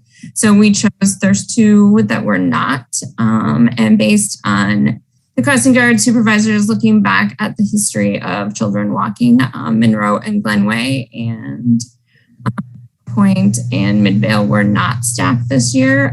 They have had very low performance for several years, and so those two ended up not being staffed, even though typically in a given year we don't have this kind of turnover in our staff, and we are able to do more hiring, but it was not an easy year in the spring.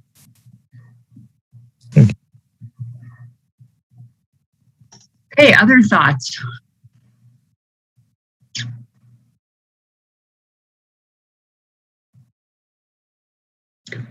So Bridget, go ahead. Yeah, sorry to belabor this, but I'm just wondering, maybe I don't quite understand, what are the consequences if we don't make this decision? I mean, my understanding is that, there's not enough money to fund everything, to fund all of the positions, nor is there probably enough staff, even if you do a recruitment. Is that accurate, or is there technically an option to sort of continue as is? Well, obviously, if it's just deferred and we're not adding anyone, we have the job post. We've had some more retirements. We have the job posting. I'm hoping that people are going to feel a little bit more willing to work again in these kinds of roles, feel maybe a little bit better about the process, and we'll be able to, we have quite a few vacancies and we have our job posted. So just like B-Cycle said, if you know anyone who'd like to be a crossing guard, please send them to the jobs page and have them apply. But we're hopeful that, whatever is approved, that we're gonna be able to get those spots filled, and that people are gonna, at least at the very least, feel like school's not gonna reopen and then close, so that they don't want to take these jobs in lieu of other things. But I mean, it is a struggle. It's always a struggle. And I think it's a little bit more right now to fill all these slots. But you definitely, could defer. And we would just staff as is with the crossings we have. And if we have trouble hiring, then, I can come back and report on that. Hey, other thoughts?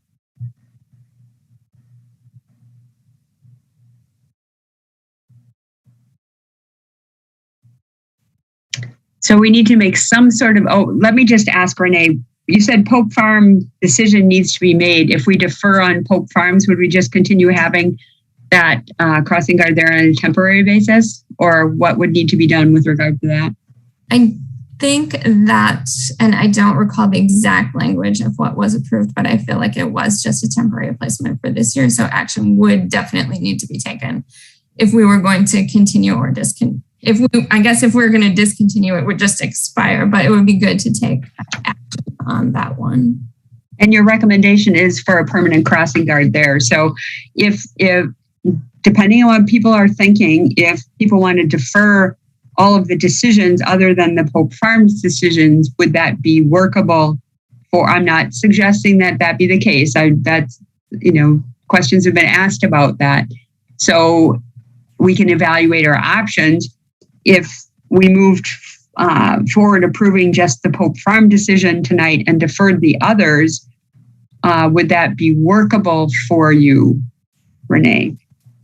I mean, I guess it would be good to know, like, do you want new studies done? Like deferred with what you kind of next steps to be would be helpful. Okay.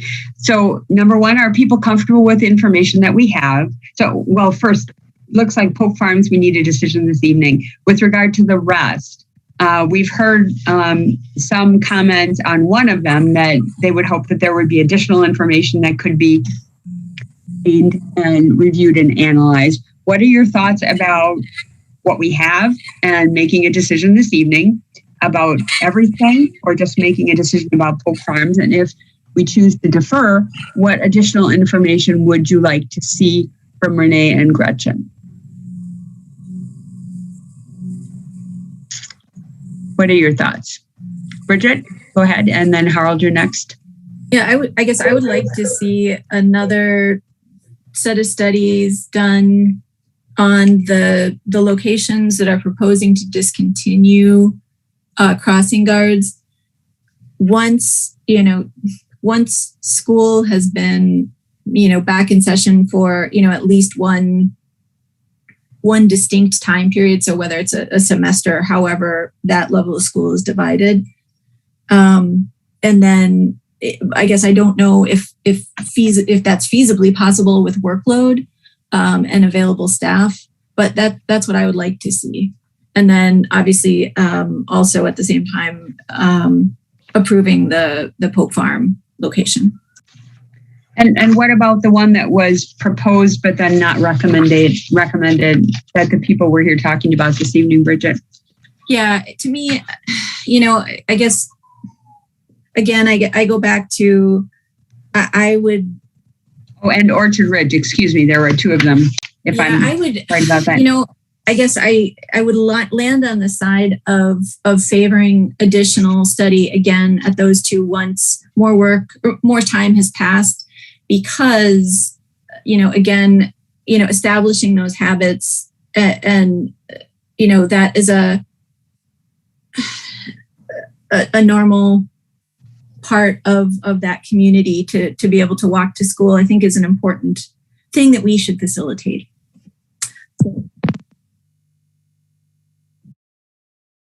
Okay. Harold, go ahead. Yeah, thanks. I think that would be in line what I was thinking. So I guess Ken has his hand up, and I'm not sure if that's to make a motion. Otherwise, I would maybe make a motion along the lines of what Bridget has said. But let's maybe wait what Ken has to say. Okay. I would second the motion, Harold. My thought is keep things going for a year, have the study in the next spring, which would probably, a variety of those routes. The one that I'm most familiar with is the Sego route. And when there's not a lot of congestion on Mineral Point and Midvale, Sego is not used nearly as much, but it's sort of used as a cut through. And so I do think there's several spots where if we get back to normal, both for schools and for traffic, we would have a more valid ability to do traffic studies. So I'm not suggesting we do a traffic study right now. I think it's something that we need to wait to sort of see how things build up. And again, I'm clueless as far as how much traffic is going to come back. I have no idea, but I think keeping things the way they are for a while is better than cutting them and then trying to bring it back. Okay, so I'm going to summarize what I heard, and Bridget, Harold, and Ken, you can tell me if this summarizes what you were thinking. That we would approve the Pope Farm decision on that crossing guard, and that we would defer a decision, and it sounds like until studies can be done next spring on those that were recommended both for elimination and the new ones that were requested. Does that summarize what you all had suggested? Okay, Harold, go ahead. Yeah, I think so. Ken, if you don't mind, I'm thinking like, we leave it up to staff to figure out when the best time would be to do the studies, like, to fit the usual cycle when it makes sense. Obviously, you want school to be in session. Right. One of the public commenters mentioned, like, don't do it in winter.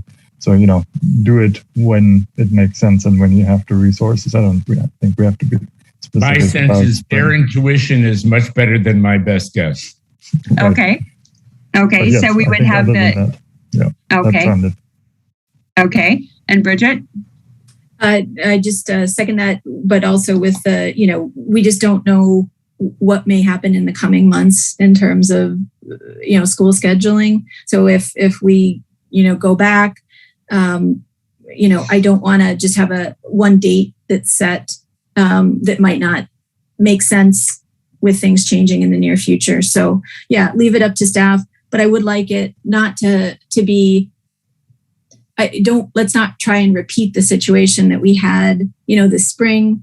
So, after there's some normalization, and I don't know quite how to say that, but yeah, rather than, trying to capture immediately after or even during an unusual time like we are currently experiencing.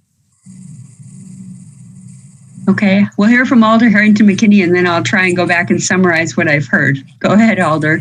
I am absolutely in agreement with the conversation that's been going on because we don't know. We've not gone through what normal is, and so fellow commissioners, you were just right on target, and I'm in supportive of that. And so, if our chair can summarize the discussion, I absolutely would be in agreement.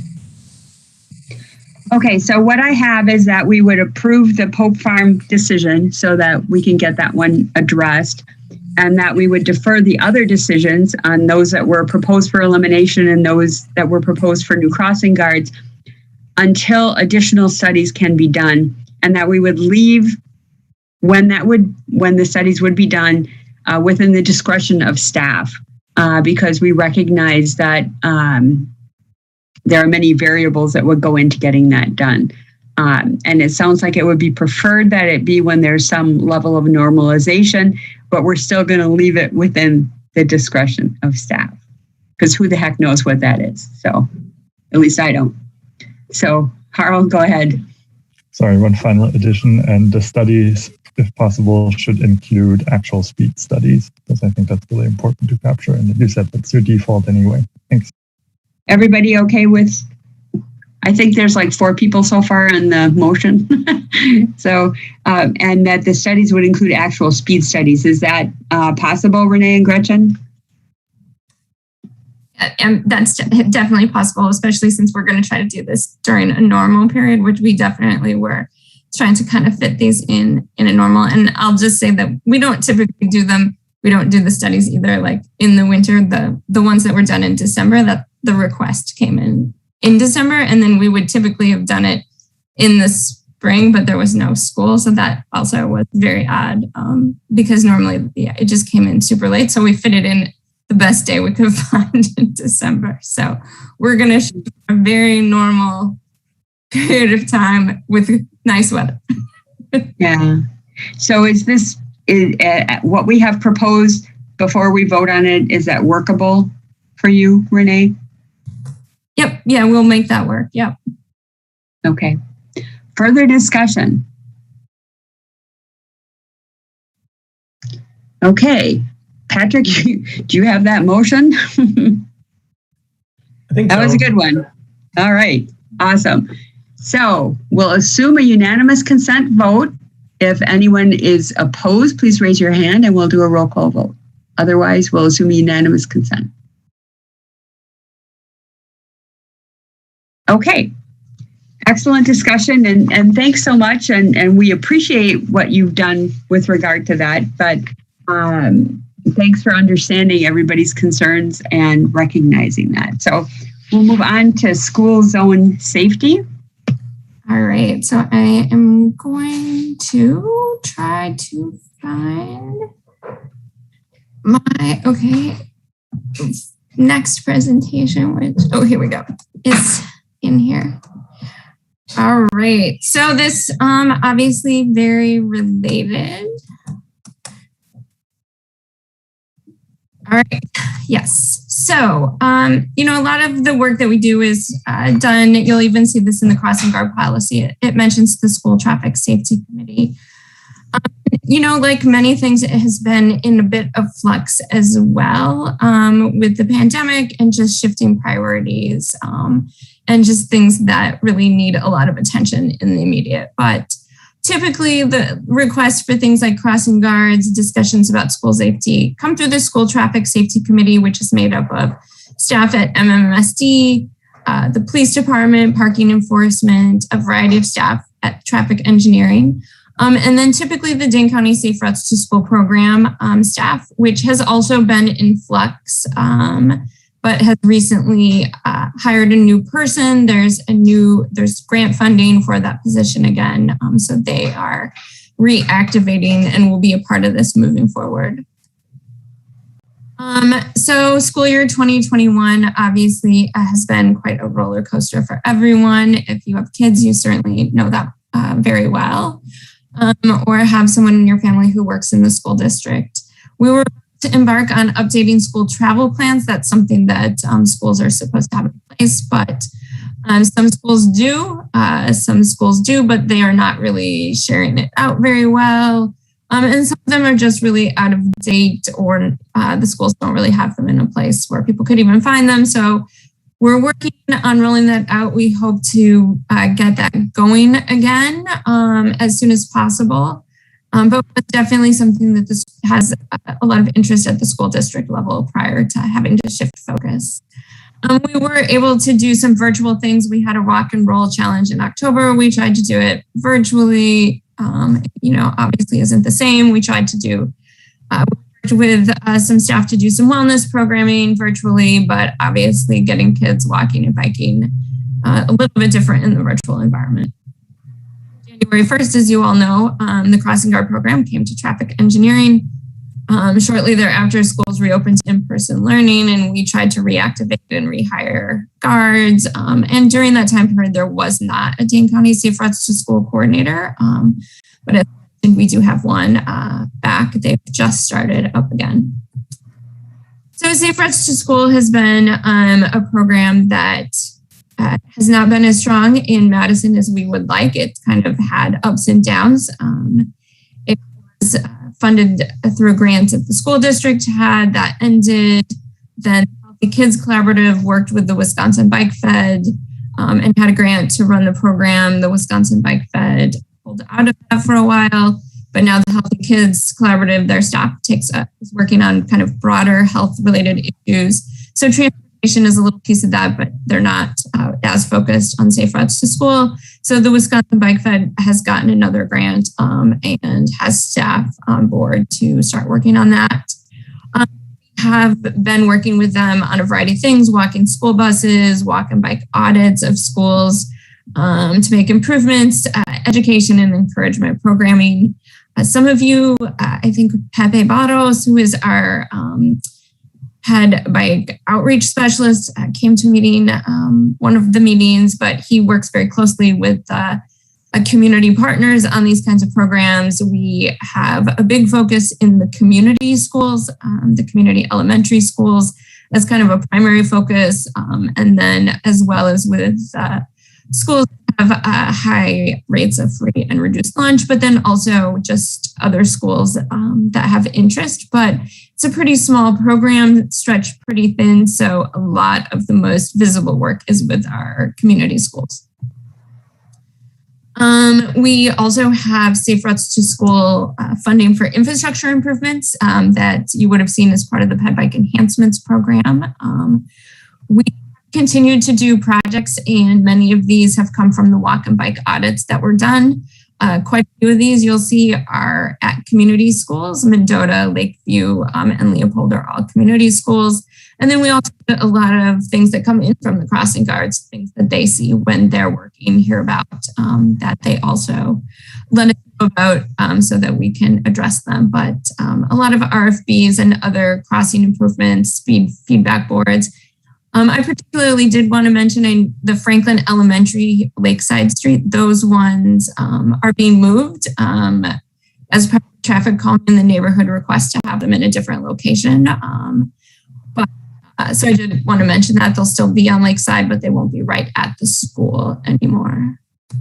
And that's kind of it. It's kind of like a strange year in that I feel like we haven't had a lot to report, just attempting to kind of keep the relationships alive, keep things moving forward with schools, let them know that we're a resource for concerns. And I would mention, I don't know if people had a chance to read the comment that came in. It was talking about school streets. And actually, I have a meeting coming up in about a week or so. So we are reactivating East Mifflin Avenue as a shared street program in the next weeks. That should be signed and marked again. And I have a meeting with school staff to talk about how that is going to interface with sort of the school and its operations, because last year, obviously, when we had the shared street out, there was no in-person school happening. Going to be working with them to ensure that we can find a way to successfully do this in cooperation with them and further goals of safe walking and biking at the school there as well. So that is something that we're not necessarily branding it as a school street, but will be, I guess, trialed, merely the presence of the school of Lapham Elementary on East Mifflin Street. So it's kind of, I feel like it's a very light report this year, but on the other hand, there was very little in-person school this year, which normally, you're seeing things happening and interacting as problems come up with the schools. And our school traffic safety committee was really about to launch some efforts when the pandemic hit, that I'm really hoping that when I come back next time, we'll really have made some progress there and be implementing some new things, and hopefully will be happening in person and will be in this new normal that we talk about. But questions, I guess. I can take some questions. So first, let me just ask Patrick. I know we had one person who sent an email about school streets in Seattle that everybody should have received. Did we have anybody registered to speak, Patrick? No. Okay. Carl, go ahead. Thanks. Yeah, thanks for the report, and thanks for, I guess, kind of already answered my question, because, yeah, I read the comment that was submitted and looked at their website. And I mean, when you look at it, it seems to make a lot of sense. I live right around the corner from West High on Ash Street, which is a small street. And when school was still in person, it turns into just total chaos. And so just moving, like having this space immediately in front of the school be really for people walking there, to me intuitively made a lot of sense. So I was really curious if that's something that you had considered. And it sounds like, yeah, as you said, as part of the Shared Street program, that sounds like something that you're looking into, and depending on how it goes, I think maybe we can build on that. So I'm really excited about that. So yeah, you already answered my question. Thank you. Mm-hmm. Anybody have any other comments or questions for Renee? Okay, thanks so much, Renee. So John Strange, I emailed back and forth with him, and he had a unexpected family issue come up, and family always comes first. So that has to happen. But he did, I did meet with John, and he did approve all of the 3 options that I have proposed with regard to the special rule that we discussed. So I'm just going to go ahead and I'll tell you what he told me when we met. So the updated handbook is saved in Legistar. The 2 small additions, adding the 2 training requirements on Imagine Madison and Complete Green Streets, is the same as what it was last time. We had a lot of great discussion with regard to a new TC special rule regarding allowing transportation policy and planning board members to participate in discussions at TC. And so I talked with John about your concerns and about the great discussion that we had. And so we talked about 3 different options that I brought forward for your consideration this evening. So I'm going to go backwards. Option 3 is the option that was presented at the meeting on June 9th, which would allow Transportation Policy and Planning Board members who aren't members of TC to participate similar to how alders participate. Now, you all had a question about, well, exactly how can an alder participate?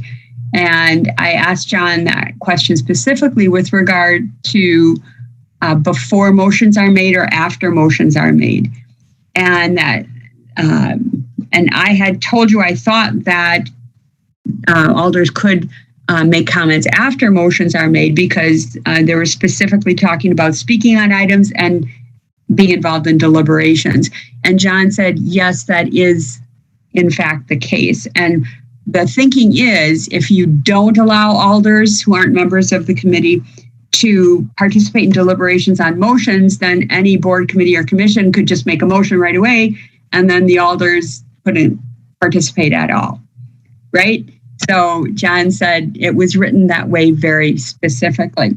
So I wrote and John approved option 2, which basically allows Transportation Commission members to do what they do, alders who aren't members of the Transportation Commission to do what they do, and Transportation Policy and Planning Board members who are not members of TC or members of the Common Council not participate in discussion about motions after the motions are made.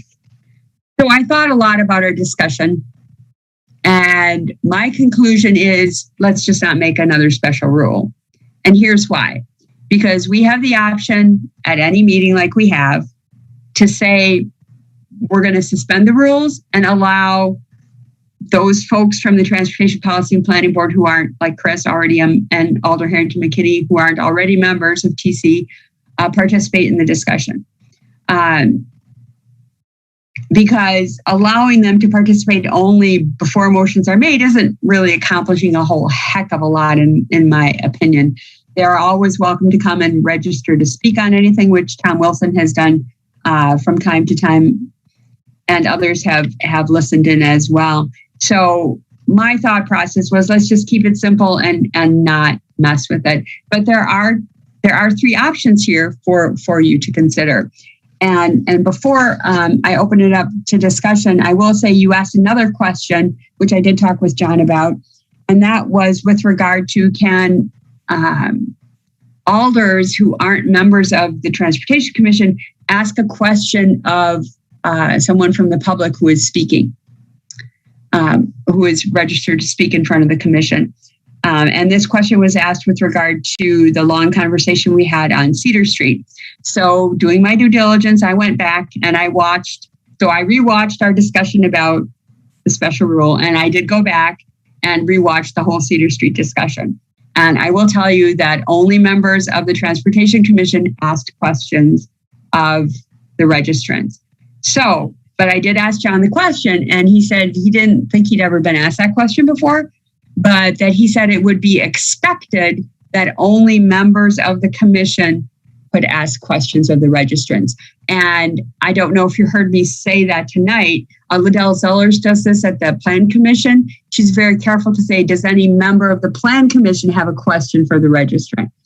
So I think it's always good just to make things clear. And, sometimes, I don't know if you can see it, but I can see it on my screen.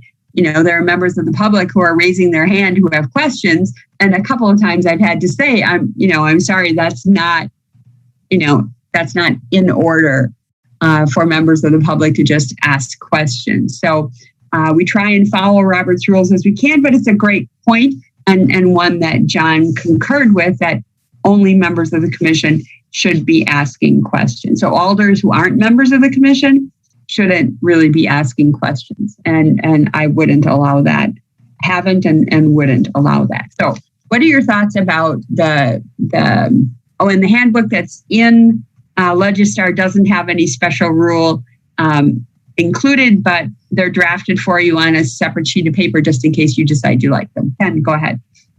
I think what we need to do is maybe pause, and instead of adding new rules now, I think when we were all physically present in the same room and we would make decisions as far as who's invited to come up to the table, things sort of just work themselves out, right? There was a certain amount of the people who are at the table were in a discussion at that point.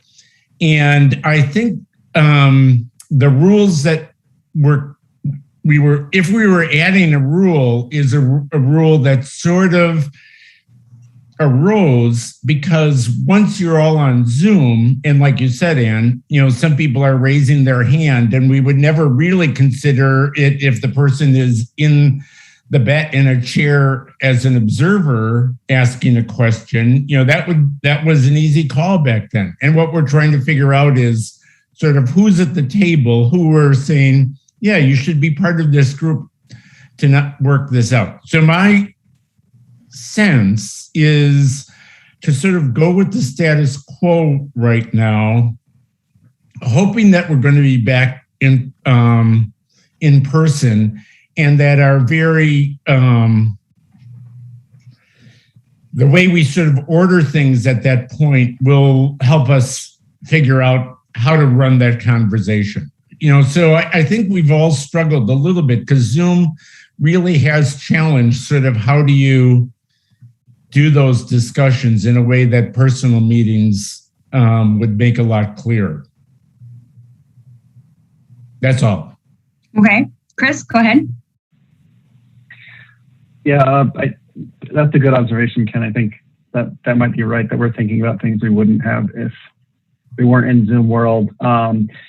And thanks, Ann, for thinking through all this, working with John Strange, talking to Liddell. I think that's been a helpful exercise. I think similar to the conversation we had at the joint meeting about the proposal to merge the bodies, I think this is all exposing that there's some things we need to do better. And, as I mentioned to you, I'm going to have to play some role in that as a joint member and figuring out, how the two bodies work better together, what the roles of the bodies are.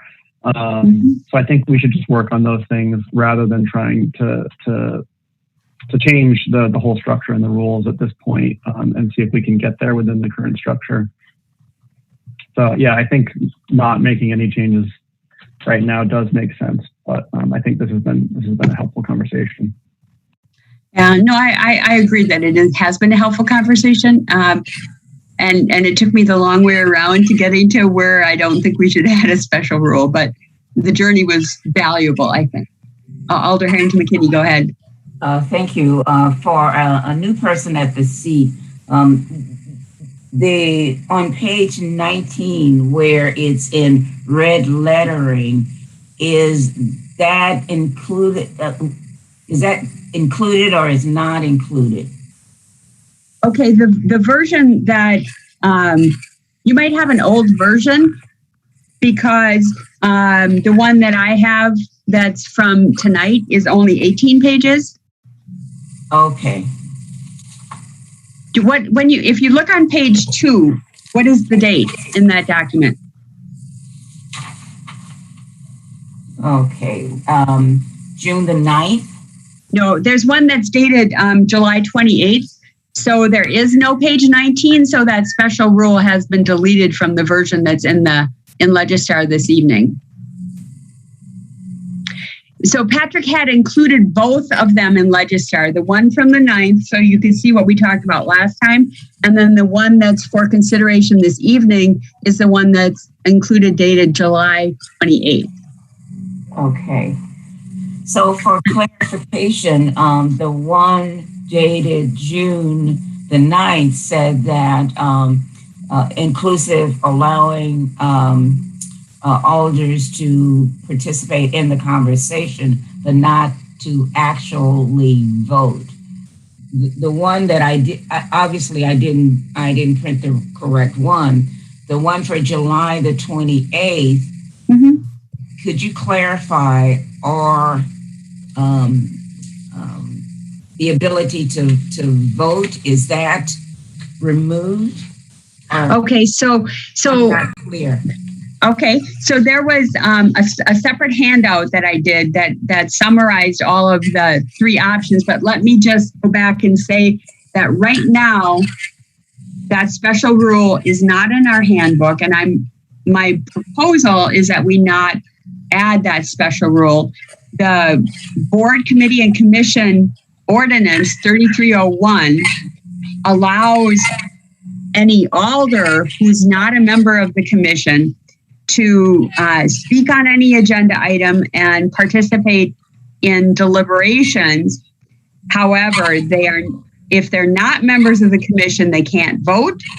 They can't be counted in determining whether there's a quorum, and they may not make or second any motion. So that is already in the city ordinances 3301 with regard to common council members who are not members of the Transportation Commission.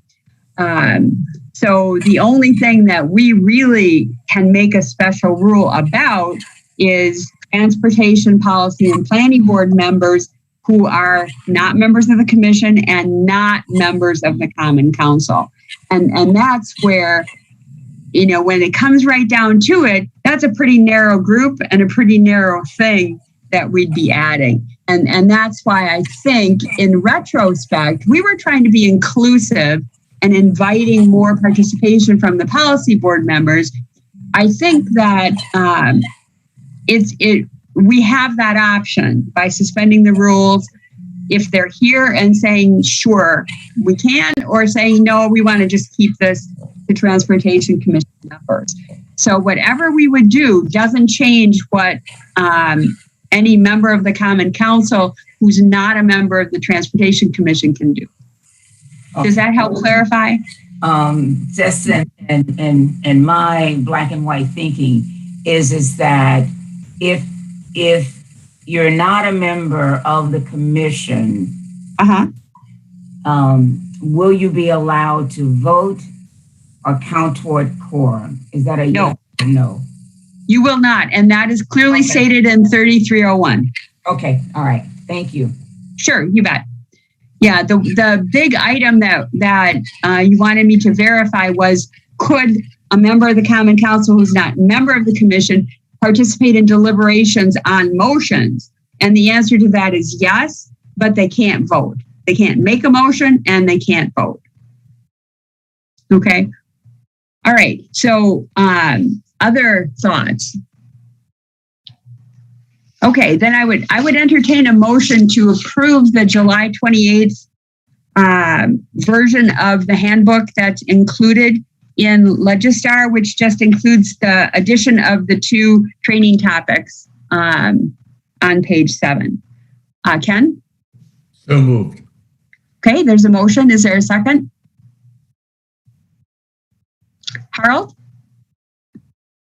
Second. Okay, so there's a motion and a second. Is there further discussion? Oh, Ken, did you have further discussion? No, okay. Is there further discussion?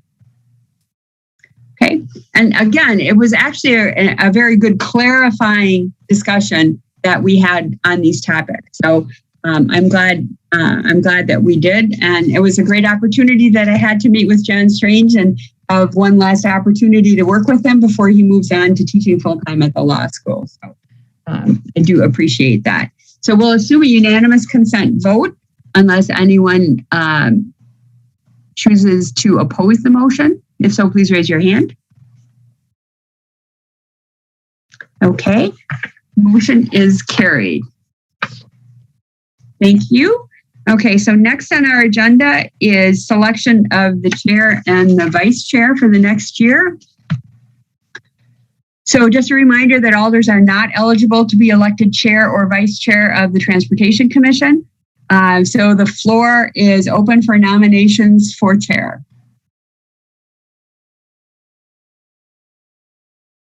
Harold? I would nominate Ann Kovich as chair. Is there a second? Bridget? Second. Okay, thank you. Are there any other nominations? I had heard traditionally you have to ask that 3 times. Are there any other nominations? I'm not sure if that's true anymore, but just for the sake of tradition, like Oxford commas, right, Harold? Are there any other nominations? Okay, see none. Is there a motion to close the nominations and select a chair?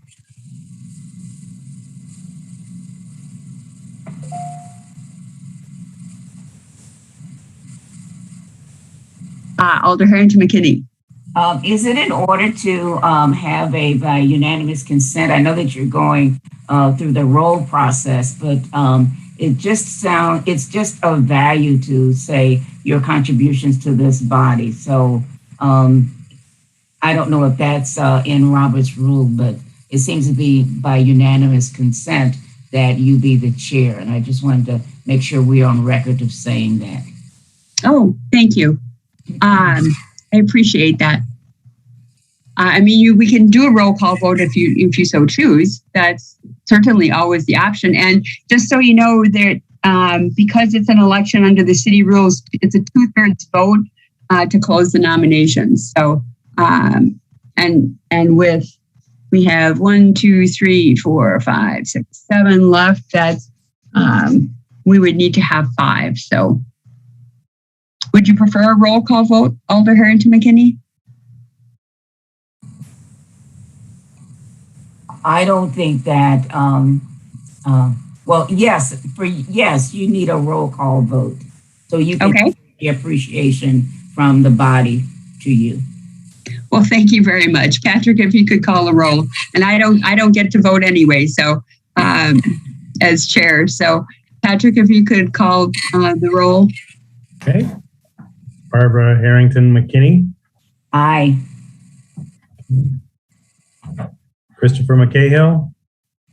Aye. All right. Denise Jess. Aye. Ken Streit. Aye. Bridget Brown. Aye. Harold Cleams. Aye. There you are. Thank you very much. I appreciate it.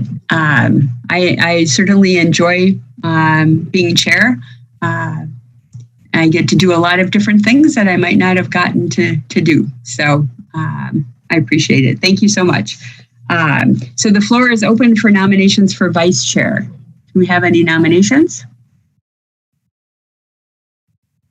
Chris? I'll nominate Ken Streit. Sarah, second.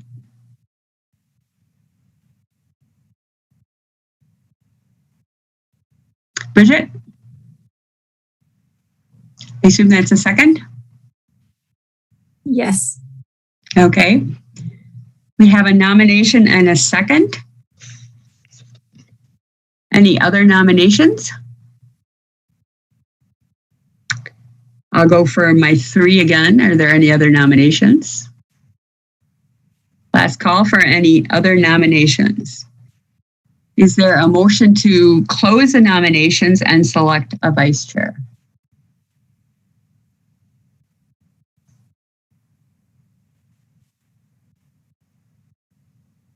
Chris?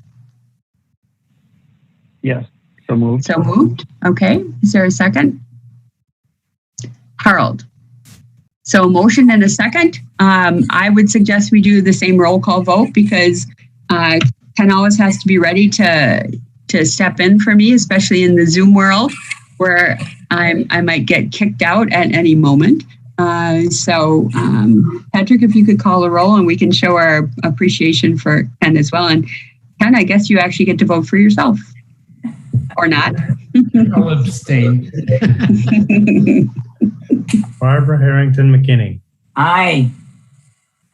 Right. Chris McCahill. Aye. Denise Jess. Aye. Okay. Bridget Brown. Aye. Harold Cleams. Aye. How about you, Ken? I think the official is abstain. Okay. Okay, the motion carried, and thank you, Ken. I really do appreciate it because in the past when we're meeting in person, I can let you know ahead of time when I'm not going to be available. In the Zoom world, sometimes I just don't know when I'm going to freeze up or get kicked out. So you're like almost always on call, so I appreciate it. Okay, thanks everybody, and we're set with chair and vice chair for the next year. So So next, announcements from the chair. So Grant Foster, Alder Foster, emailed and asked if I could let everyone know that he was able to schedule an initial preparatory discussion for a racial equity and social justice analysis on the proposed ordinance change that we had a very vigorous discussion about at the joint meeting about potentially merging the TC and TPPB together. This would be on August 3rd at 11 a.m. So I'm just looking at that. Oh, shoot, I might not be able to come to that because I have to be in Waukesha at 1. But if any TC members are interested, they should send Grant an email. And Patrick, I forwarded you his email. If you could just maybe flip the email out to everybody, that'll be your reminder to look at it and to take a look and see if you're available, if you would like to participate.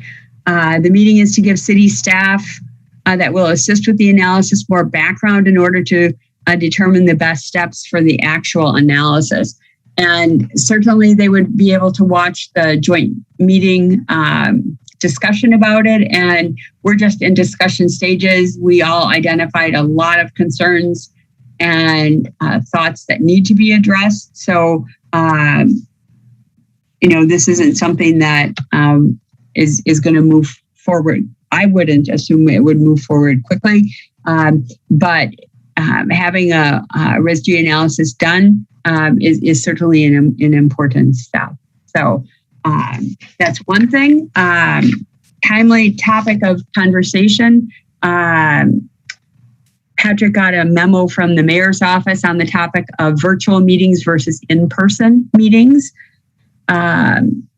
So all BCCs will continue meeting virtually through the end of August. IT is working on updating the registration system so that in-person registrants no longer need to fill out paper registration forms, because you can't have one system for those committees that are meeting virtually and those who are meeting in person with paper. So they're working out that.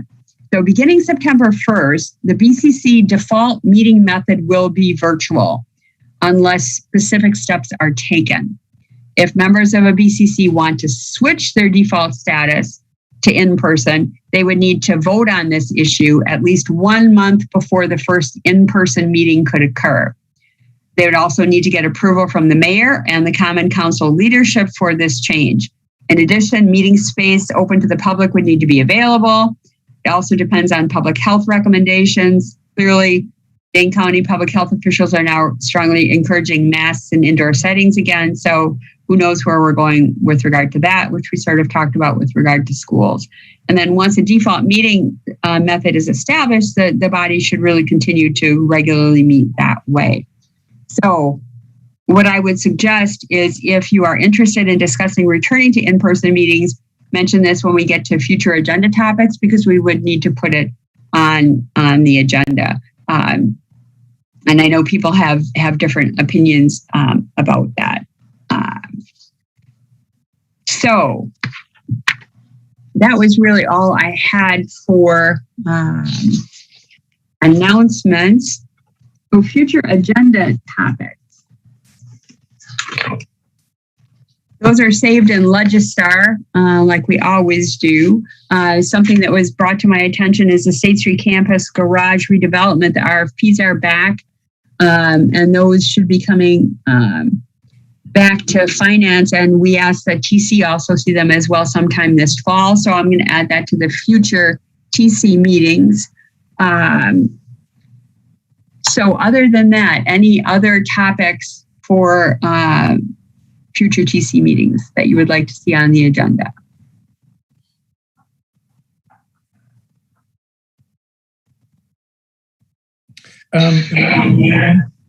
Yes. I'm wondering if, at the meeting when we were talking about possibly combining TPB, B, and TC, there was a comment that suggested that some committees or commissions have used sort of an adjunct subcommittee.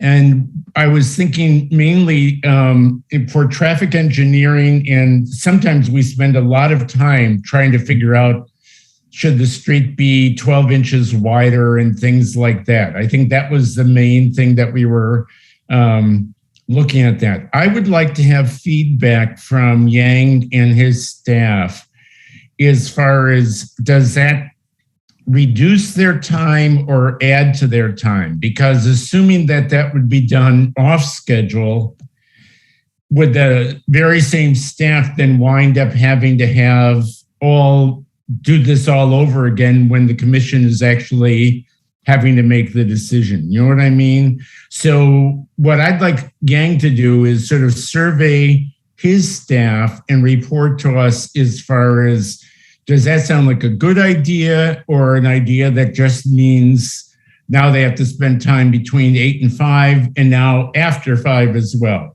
You know what I mean? Sure. And before I let Yang comment on that, we would also, Yang, if you could talk to Chris Pedakowski, because city engineering staff is very involved in this as well. And the idea that was talked about, if we merge the committees, could be utilized by the Transportation Commission as well. And that is that we would have a staff-led technical meeting, which any member of the TC could attend or choose not to attend. And my thinking, Ken, was that when Chris brings the listing of projects to the TC, and we look through the list and say what's going to come to the TC, we could also say what could just go to the technical meeting. And those that just went to the technical meeting would free up TC by not coming to the Transportation Commission. And there may be some others where staff could say, well, we're going to bring it to the technical committee for the preliminary discussion and then to the TC for the full discussion, whereas in the past, it would have come to the TC twice.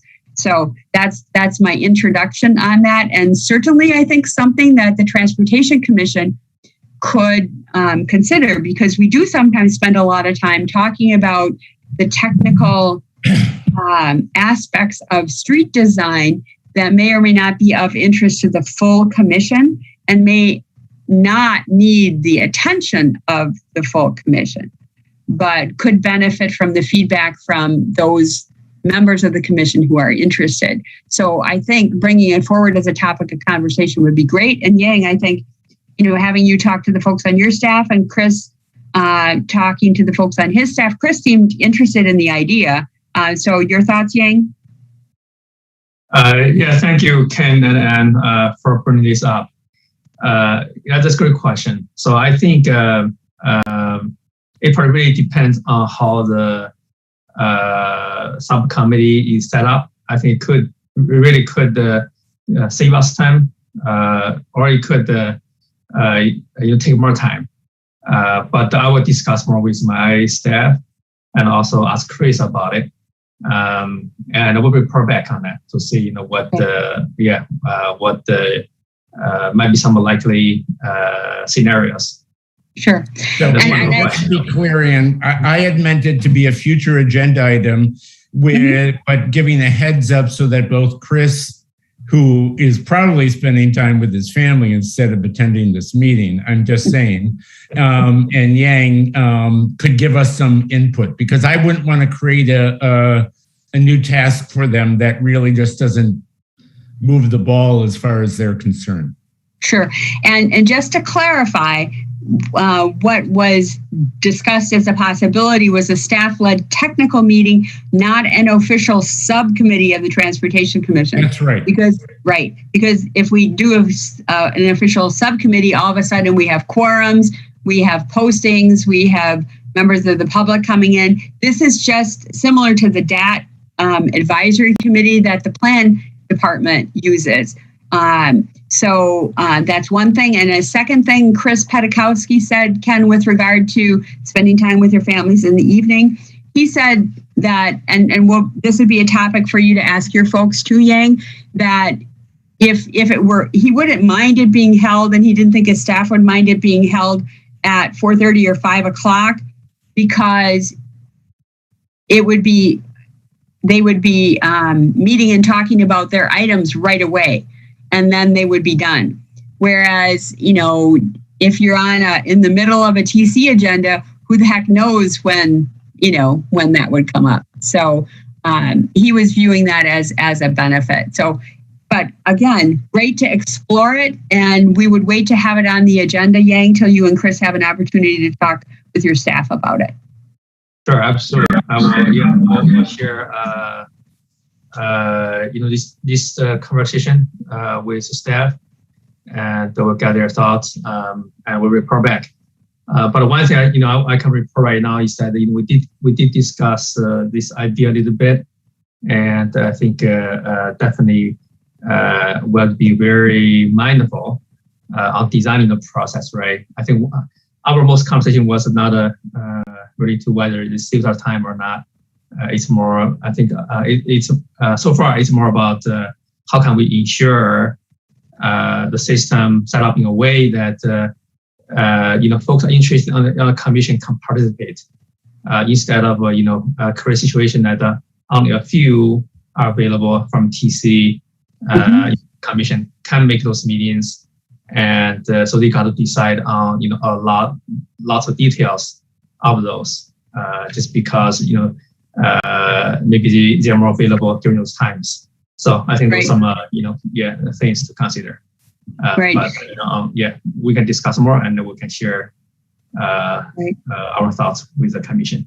Right, and we'll talk about the pros and the cons, because these meetings would not be open to the public for public comment. So that's something that we would need to discuss. So again, the big listing of the projects, are those that need public comment, then they shouldn't be on the list for this staff-led technical meeting. So it's it's in the conceptual discussion stage right now. Justin, go ahead.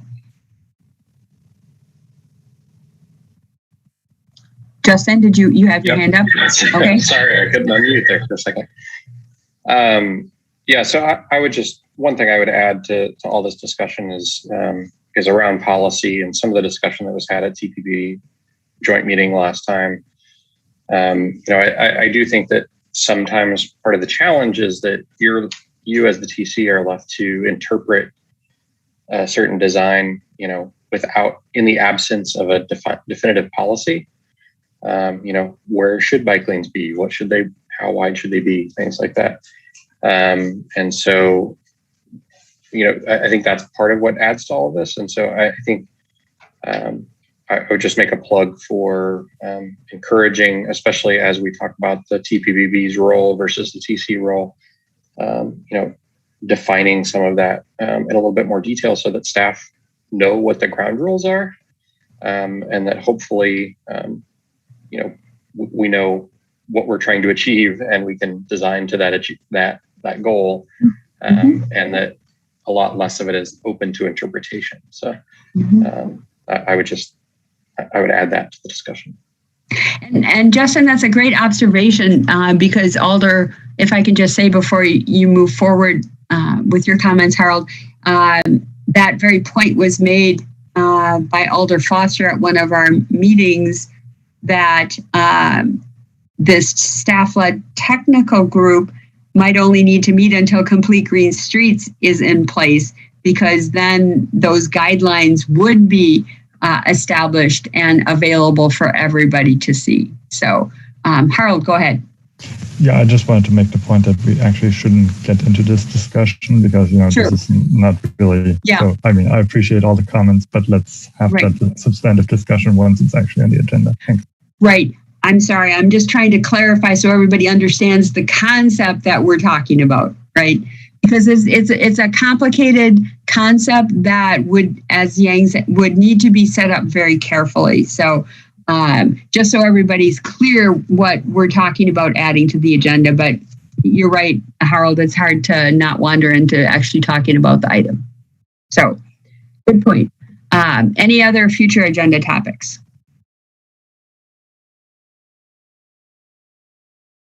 Okay, so we have a late addition to our agenda. Alder Foster introduced this is item number 12, introduced the traffic calming subcommittee resolution. from the floor at the council meeting on the 20th of July, trying to move it forward as quickly as possible. So what is before us this evening is exactly what you saw on July 19th. That resolution was just copied verbatim into Legistar. Same resolution, same final report, same prioritization tool that was reviewed at the joint meeting. I gave a full report at the joint meeting, but I'm happy to answer any additional questions. I would tell you that what I would be looking for this evening is a motion for the Transportation Commission to accept the traffic calming subcommittee final report, which dissolves the subcommittee, and for the TC to recommend to the Common Council what's shown in the resolution. Adoption of the final report, implementation of the new Safe Streets Madison program, and termination of the existing neighborhood traffic management program, which would get absorbed into the new Safe Streets Madison program. So comments or questions? Guys, Harold. Just a clarification question. So if we make that motion and it gets approved, then it goes back to the council, which then has the option to adopt it, or potentially, if there are any questions or concern, to re-refer to the appropriate body. Is that correct? That is correct. So you could choose to not accept the final report at the Transportation Commission, which would leave the subcommittee in existence until that's done. Both the TC and TPPB have to accept the final report. So we could certainly do that. Okay, thank you. Mm-hmm. Ken? I move the acceptance of the report and the accommodating or other things that you had identified as far as the dissolution of the committee and the dissolution of the neighborhood committees as well. Okay. So basically you're moving forward the resolution as proposed, plus accepting the final report. Is there a second to that?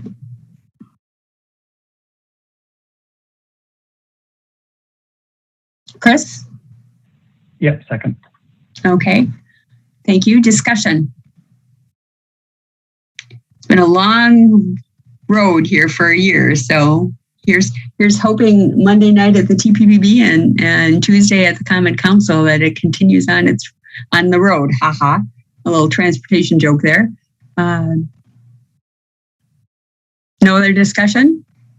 Okay, we'll assume a unanimous consent vote unless anyone is opposed. If so, please raise your hand. Okay, the motion is carried. All right, we need a motion to adjourn. A lot of good discussion this evening again. Bridget? Harold, that's a second? Okay, and thanks again for all of your engagement. It makes it a really enjoyable meeting for me to attend. So, thanks everybody. Harold, did you?